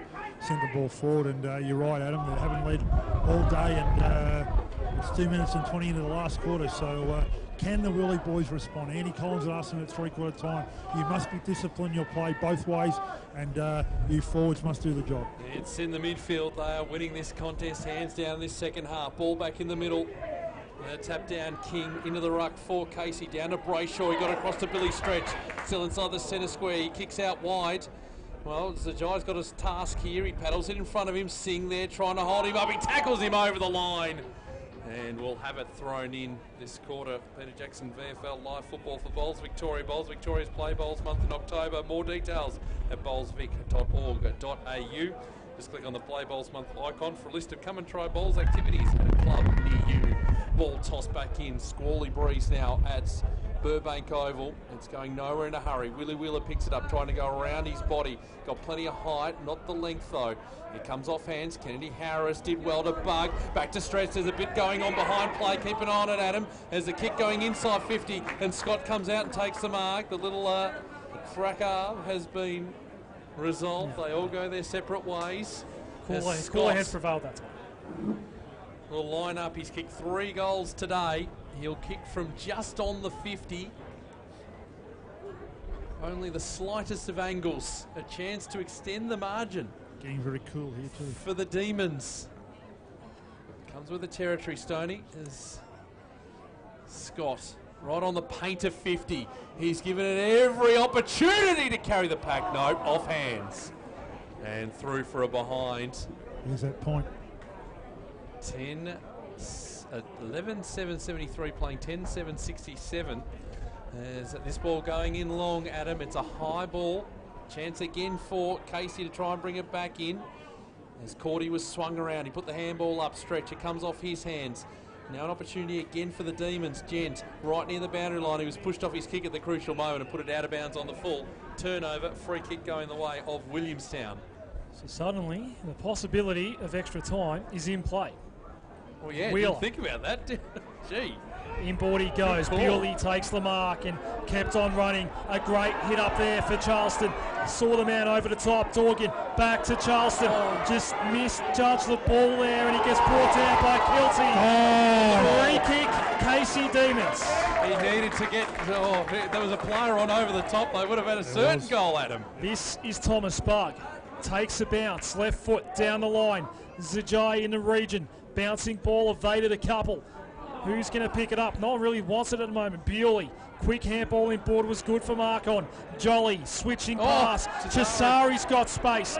There are two options inside 50. He might go himself. Holding on there, Cordy hits the post. So Cordy was being held onto just a little bit there. No free kick. The kick from Chisari landed into the goalpost and it's a minor score. High drama at Burbank Oval. Yeah, Homestead scoreboard 10-8-68 plays 11-7-73. It's Casey leading as the kick going long from stretch outside the 50 found. Kennedy right near the boundary line. His kick smothered by Brett Bewley and will have it thrown in right near the interchange gates. This month of football, when it comes to spring, it just goes up again. Oh, it does, doesn't it? That's why we get excited. It's magnificent. Ball to be very loose with spring there, Stoney. Ball tossed back in. Well, the equinox is until the 21st. That's the true start of spring. Not to be technical about it, but Stretch picked it up here from the contest. Across to Brayshaw, who finds a free player in Bug, who cuts him board. Found a player there by hand. It's Kennedy, who kicks up towards centre half forward. Big contest. No one could get possession there. Fritsch was just held off it. Working there, Charleston, Dorgan, back in the middle of the ground. It ends up with Markon, who got the handball received from Jolly. His kick going long into the forward pocket. This favouring Cordy. He got rid of Hutchins. He's right near the boundary line. Will he square up? He'll have the shot. He's now going to be wrapped up in the tackle. Managed to get the ball away. They're still under pressure here, the Demons. It's right near the line. The umpire will throw it in. Good footy that was. It's 5 metres around from the Williamstown goal. 73 plays 68. Casey leading. Almost 7 minutes gone. In this final quarter on the Homestead scoreboard, ball tossed back in. Good throw in from the boundary umpire. It's down to ground. Meese in it down stretch, just trying to get out of the pack. He kicked it straight to Markon. His high ball is going to be play on off hands. It falls to ground. Working there is Brayshaw. Went head first. Put the ball down. Kennedy handballs over his head. They're still inside defensive 50 here, Casey. Oh, nice tap down into the path of Sajai. Doing well there. It was a nice work from Hewlett. His kick, those being turned over. And coming in and taking the relieving mark is Curry for the Seagulls on centre wing. Nick Singh was begging for it in the corridor, but he goes longer and more direct. Donnell takes the mark for the Seagulls. How do you get that? A goal puts them back in front.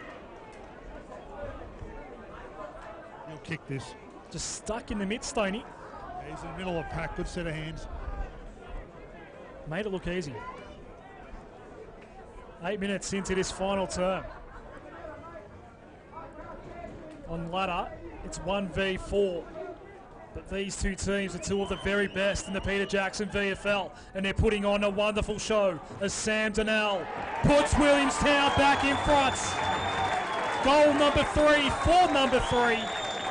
And it's 11-8-74 to 11-7-73 on the Holmes-Glen scoreboard. 8 gone final term. Homestead, Melbourne's home of hands-on sports courses with unbelievable internships. Choose to study sport business, sport development or sport media. Apply now for 2018 in this quarter for Bowls Victoria. Bowls Victoria's Play Bowls month in October. More details at bowlsvic.org.au. Just click on the Play Bowls month icon for a list of come and try bowls activities at a club near you.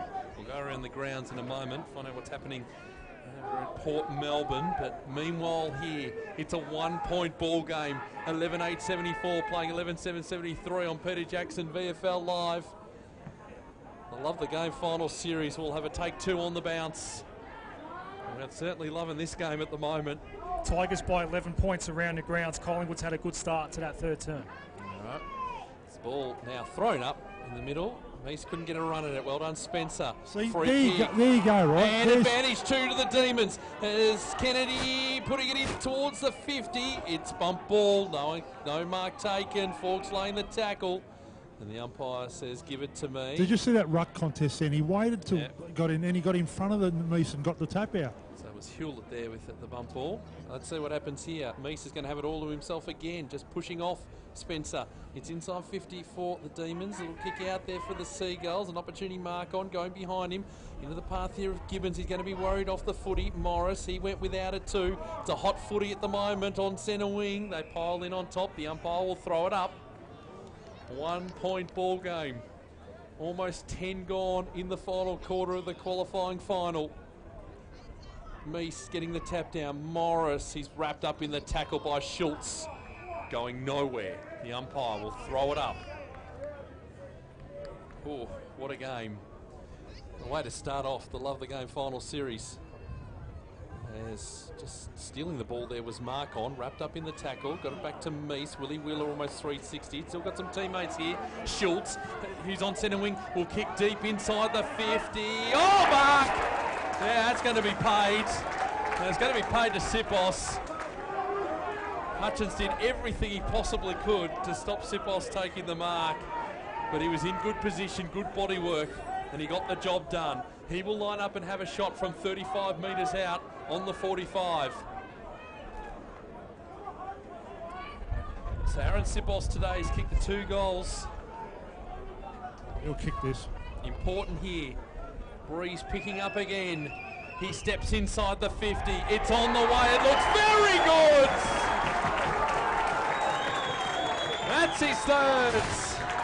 7 points the margin now. 11 gone final quarter. 12-8-80 Williamstown. Casey 11-7-73 on the Holmes Glen scoreboard. Peter Jackson VFL live coverage for Holmes Glen, the home of the trades. Apply now for pre-apprenticeships and post-trade qualifications, or sign up your apprentice today. homesglen.edu.au. And Anytime Fitness, are you up for the challenge? Dare yourself and join Anytime Fitness today. You called it, Stoney. You just feel now that Williamstown just getting the momentum back in this game. Well, their big players step up. See, Danelle and both Sipos are very important players this team. Mason Cox having a good game for Collingwood. He has led the comeback against the Tigers. That margin's down to 11 points. Here at 7. As we approach a halfway mark of the final term, we'll have a ball up. After the centre bounce, and the umpire will regain the ball now and throw it up for both Spencer and Cordy. Off the ground there went Mark on inside 50. The Gulls are looking for another one. Here is Sam Donnell. The magician, when he's got the ball, gets around Hilty. Right foot. Oh, don't tell me! Sam Donnell! Wow. 14-8. Or 13-8-86, I should say. That's Williamstown. Casey 11-7-73. Suddenly 13 points on the Holmes Glen scoreboard in favour of the Gulls. Goal of the day. That's why he is the best player in this competition that far, because of stuff like that. His leadership on the ground is second to none. People that play with him say that he's an inspiration, and when he does things like that and brings obviously the crowd to light, he's a super player. Oh, and that's lifted the crowd no end too. Don't worry about that. What if Casey got left in the tank? Ball back in the middle. Tap down. Spencer and Meese, no one could get it. Just tacked on the boot there from Jolly, trying to send it forward, but a good mark. Taken in the end by Collis. And this is Dylan Collis, point of the square defensive side. His kick is okay. Found Brayshaw. Centre wing. They need to get a goal. Expensive home side of the ground. Kick is short. Now they're going to just take their time here and just chip it around, because Bailey Fritsch has the ball. And about 5 metres forward, but 20 metres across. The kick now up towards half forward. It's going to be turned over, and Cordy's taken the mark.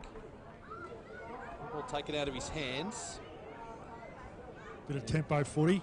Slow the ball down. Yep. Waste of time. So at half back, Ace Cordy throws it up towards centre wing, off hands. Now plenty of opportunity here for the Casey side, Wagner, sold his teammate into all sorts of trouble. Skilty taking his time to get up, and will have it thrown up. Centre wing on the roadside. Williamstown with the ascendancy. Ball tossed back up. No one's going to get clear of the contest, and Kennedy Harris run into the turf. We'll do it all again. Let's see if we can get another score update from Northport Oval there. Adam, as he mentioned, Collingwood coming back into that contest in the third quarter. Here we're in the fourth quarter. 14.5 minutes gone. As Charleston just going to throw it on the boot. It's going the distance. Oh, Simbos again takes the mark. Had the sits, and he's taken it again. Chance at goal number 4. He'll kick 20 metres out, pretty much directly in front. And this will almost put the contest beyond doubt. It's like Batman and Robin, these two. Him and Sam Donnell. Boss Sam Donnell. Yep, they're not a team, they are. And if he puts this through, they're almost at the prelim. In he comes. The crowd will tell the story. Goal number 4.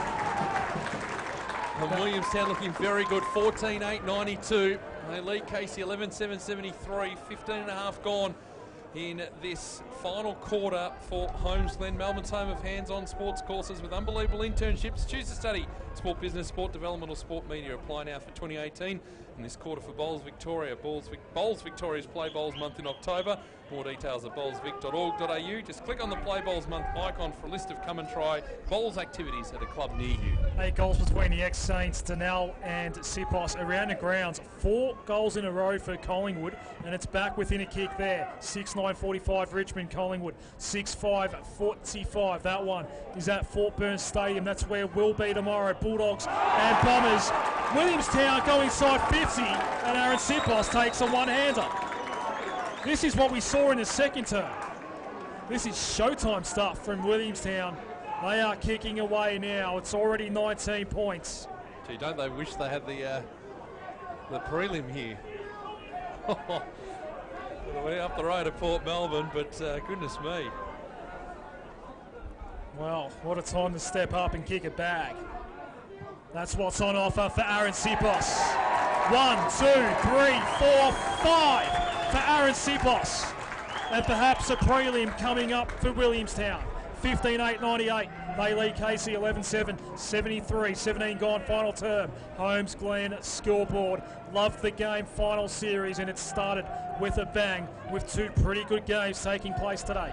Pretty easy footy, isn't it? Get out of the middle, kick the ball long to afford to take a mark, kick a goal. Absolutely. No, it's not hard, is it? Absolutely. Well, 17 minutes gone here in the final quarter. 98 plays 73. Immediate response required for the Demons as the ball here. King trying to get the ball to ground, and no one's going to get clear from the contest. And so we'll have it thrown up. No free kick. W squared. Yep, to Willie Wheeler. Cubed. Edge of the square. Cubed with the Williamstown. Into the square defensive side for Williamstown. 1 kick and they'll be inside 50. That's what's happening. Over the back. Sipos again just couldn't take the mark. And now Stacks on. The umpire will come in and throw it up. Centre half forward for Williamstown. 15-8-98 to 11-7-73. Almost 18 gone in this final term. Ruckman nominates. King going to work. Meese as well. Tapped it down to Gibbons. His ball goes up and down, and the fist comes in, heading towards the boundary line. This ball will be kept in. It will for Maynard. He's tackled by Myers, and the umpire says ball up, not throw in. A bit of a scuffle too. A little bit of push and shove sort of stuff there. Nothing really in it, although they want to be careful. Brett Bewley just getting himself involved. The old emergency umpire doesn't have much to do during the day, but he come out and have a look. Yeah, getting a bit cold. Yeah. Just wanted a bit of a run around. So it will be a throw up in the end. Into attack here for Williamstown. Half forward, Brayshaw coming through. At the back there, Bug going to be bumped off the footy. Well done there by Newman, whose handball handed straight to Zajai, who just goes around the body up to centre wing. The fist being put in there for Williamstown as working here. Willie Wheeler tackled by Kennedy. 360 and the umpire says throw it up. It's true centre wing position right in front of Mark Stone. It's on the base side. 15-8-98 Williamstown. Casey 11-7-73. 19 gone in this final quarter. Homestead scoreboard. Steady in goal for the Tigers. Anthony Miles has kicked that 10-point lead in favour of Richmond over Collingwood around the grounds as Charleston gives it to Jolly. And the old man kicks out of bounds on the full. You won't So like demons to will call get it him back. 250 plus games at this level. It's a remarkable career that he's had. Wagner runs in board, came off his line, gets his kick away, and Cube takes the mark. Centre wing. It's Wheeler. He looks ahead. Chisari offered a half lead at centre half forward. He goes longer than that. Just Wheeler. Bit of a fly there from Arkon, but staying in front was Cordy. Ace Cordy kicked a goal in the second term. Having a good last quarter as well as Ace. He can just about finish it off for good here. As we take into time on final term. It's been such a classy performance by Williamstown today.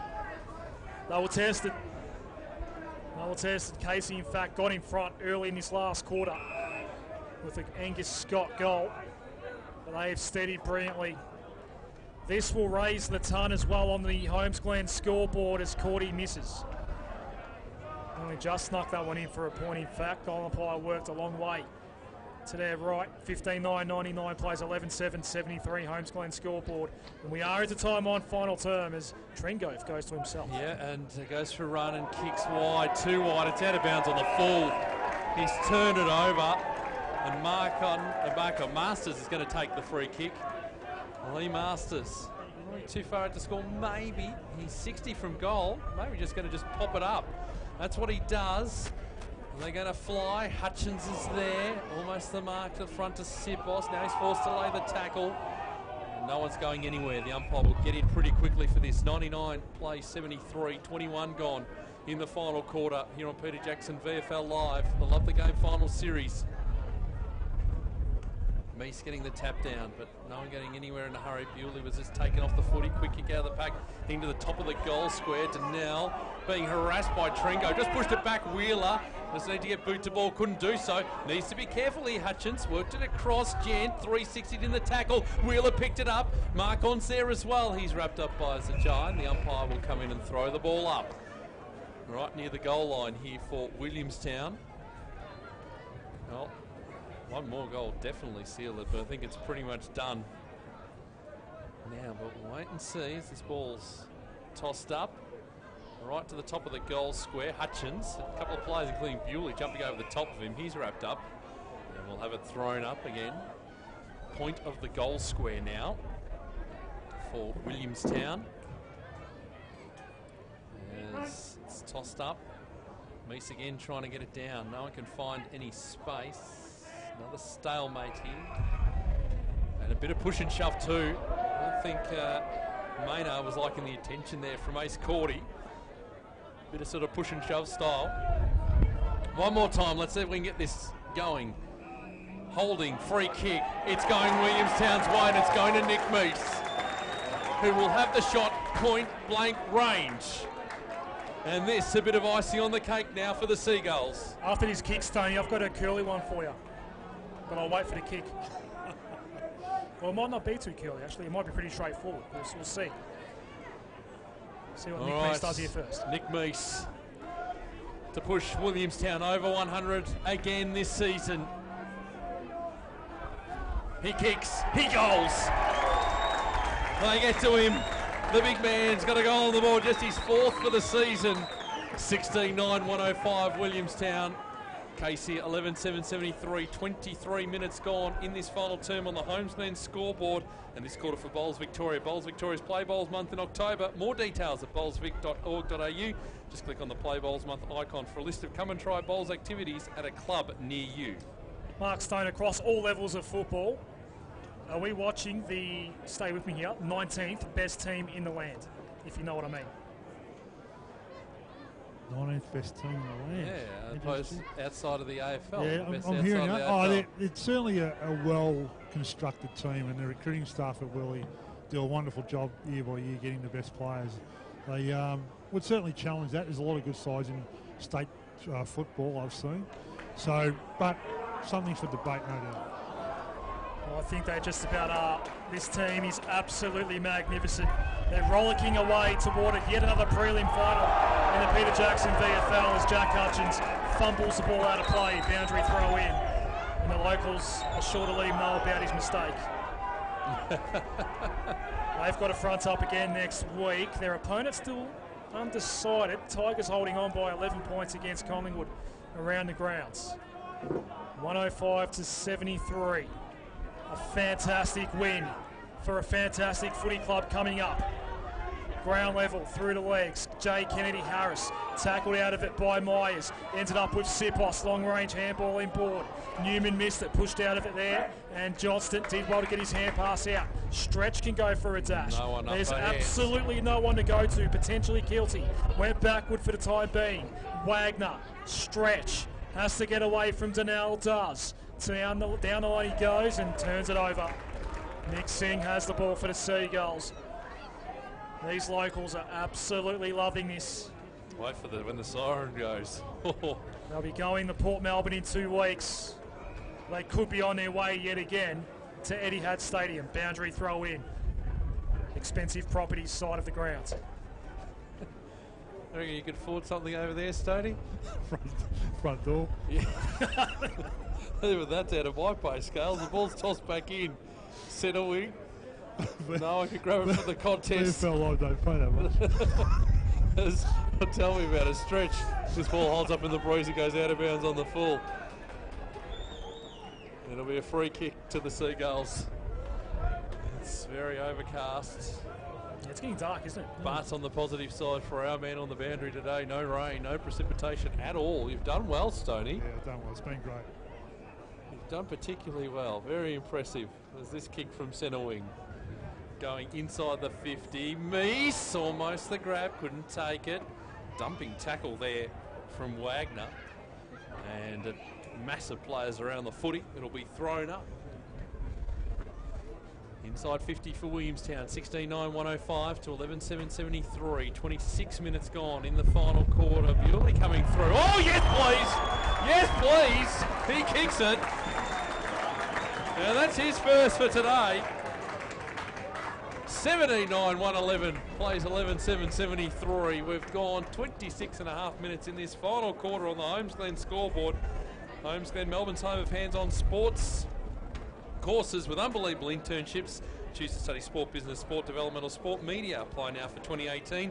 And this quarter for Bowls Victoria. Bowls Victoria's Play Bowls month in October. More details at bowlsvic.org.au. Just click on the Play Bowls month icon for a list of come and try bowls activities at a club near you. Reckon you'd know a little bit about sports media education. Peter Mercado, yes. Three-quarter time, 7:10:52. Richmond leading Collingwood 6-5-41. So a quarter to go there. Low at scorer Fort Burns there. Stadium.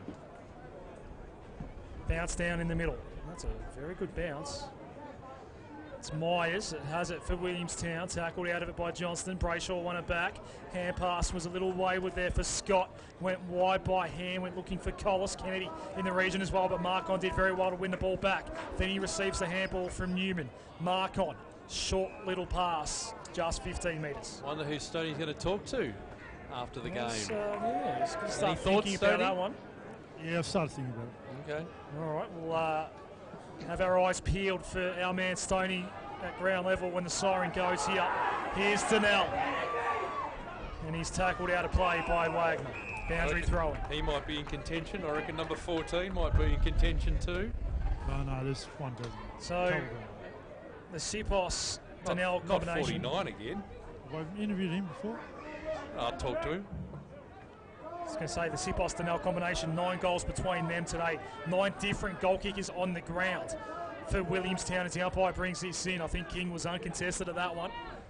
Really didn't even bother nominating a ruckman for that one, in fact. We'll have another ball up here in the forward pocket. Right near that hashtag, Adam, that says we stand alone. As I said, they are one of the best teams in the land at this level in all of state footy. You've got to factor in back when it was in existence, the Foxtel Cup. Williamstown won 2 of those. Yep. I was in Perth for one of them. One under Peter German, the other under Andy Collins. Then they beat Box Hill in a VFL Grand Final only 2 years ago They've done so much, this current crop of Seagulls, and it's Schultz that goes in board. Hand pass too hot though that time for Bramble. He has to go back and put some pressure on Collis. Did put him down. Jolly fed out a little handball. Schultz overrunning it though. Tippett. Now Bewley, he has to do some tackling. Ball up. So Peter Jackson VFL live coverage for Homesglen, the home of the trades. Apply now for pre-apprenticeships and post-trades qualifications, or sign up your apprentice today. Homesglen.edu.au and Anytime Fitness. You're up for the challenge. Do yourself and join Anytime Fitness today. As whistle, free kick. It's going the way of Williamstown. And it's going to be Ace Cordy to take it. Almost 30 minutes gone. So what that one was, that was, who was it? That was Dylan Collis. Not obviously the nominated ruckman getting the first touch from that ball up. So that's what that free kick was for. Pleased to know, Stoney, the lights on the gelati truck, the ice cream truck are on. How dark it's gotten here. Still no customers. No, just touting for business. We're over here from the paint to 50. This is a high ball. It's chipping just on the goal line and hit the post. It's hit the post. 17-11, I think. 1-13, playing 11-7-73. I'll wait for the scoreboard to do its thing. 30 minutes gone. It might actually be 17-10, 1-12 to 11-7-73. Have you considered, Sony, that the owner of that ice cream van just might be a very interested Peter Jackson VFL fan? Another turnover. Come to watch a game, mate. It's Masters who's got it. 65 from goal. So he should just pitch it to the top of the square. That's exactly what he does. Going to fly high. King off his hands for Casey. Ball going nowhere in a hurry. The umpire will throw it up. 17-10, playing 11-7. Nick Meese sprints in to be a part of this one. Let's see, he's going to, and he puts his hand up to nominate. Going up against King, been a good duel today. Nick Meese versus all the others. And it's going to be another free kick going Meese's way. King cannot believe it. He's a genius, Nick Meese. He is an absolute genius. Just how he does it is amazing. He wants to fatten the stats with another goal directly in front, 20 metres out. This could almost be on the siren. They've kicked 10 goals in this quarter to 1. So far, comes in. Chance at number 2. He's got it. Runs on the ground, gets a free kick, kicks a goal. Pretty easy. 18-10, 118, playing 11-7-73.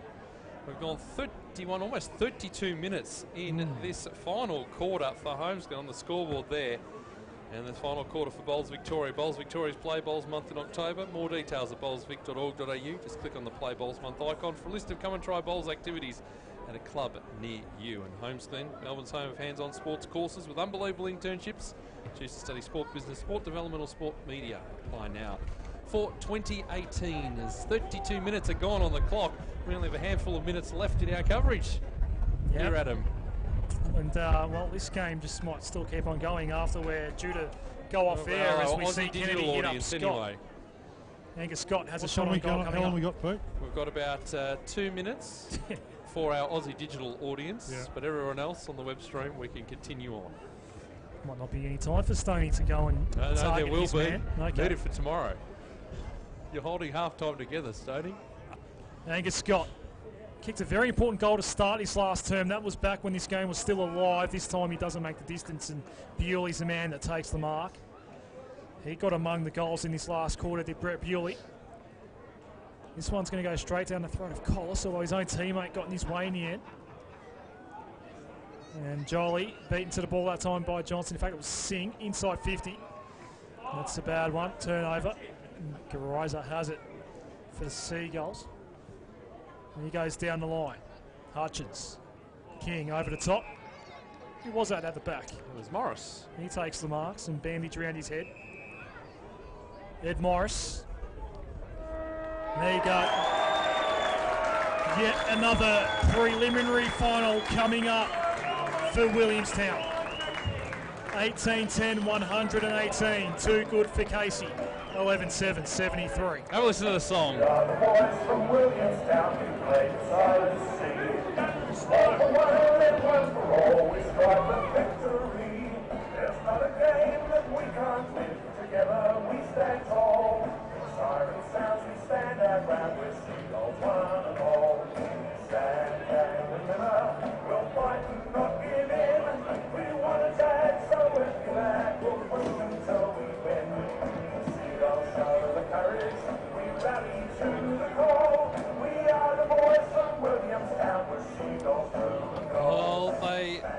led by 20 points.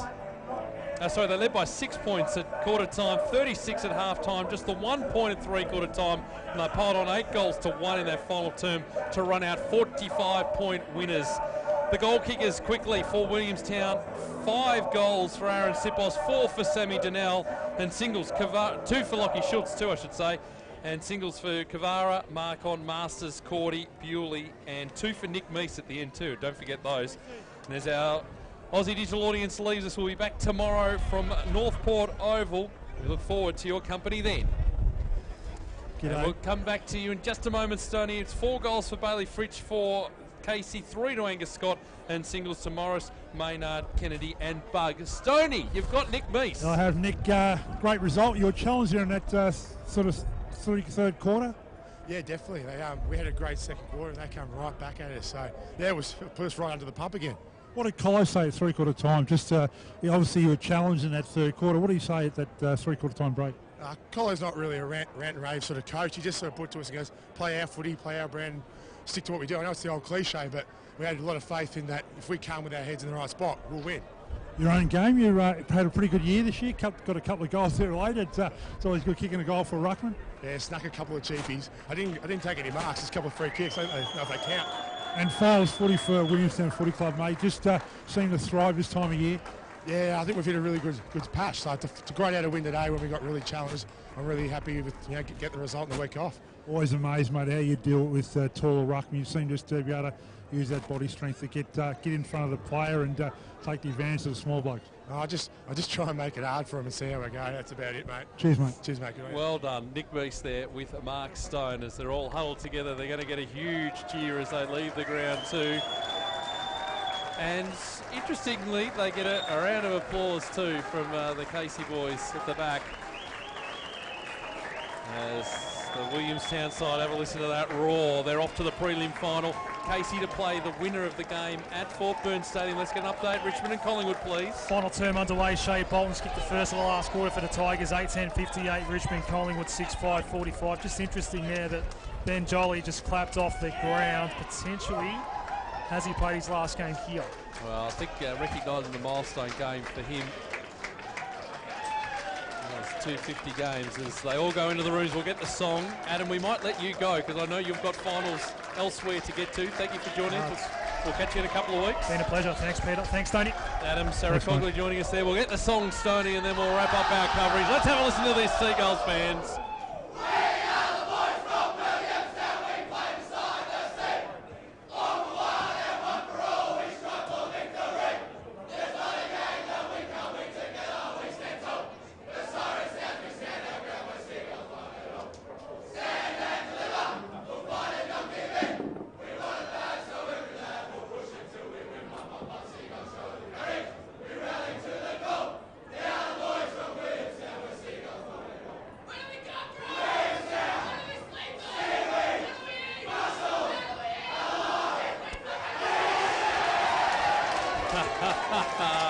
Well done, Stoney. Thank you for your work down there in the rooms today.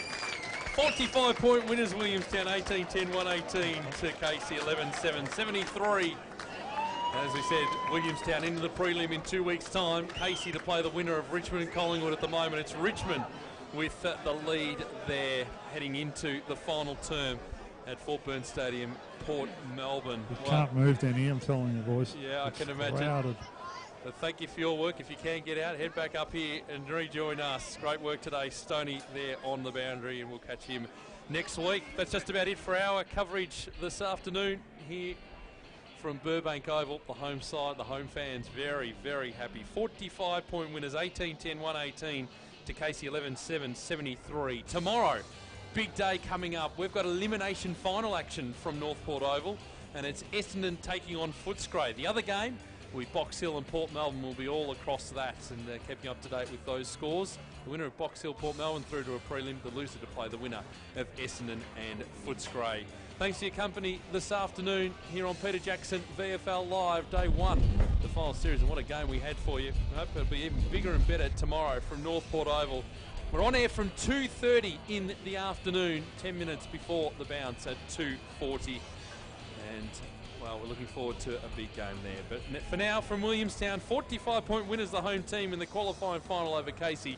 Thanks for your company. We'll catch you again tomorrow on Peter Jackson VFL Live.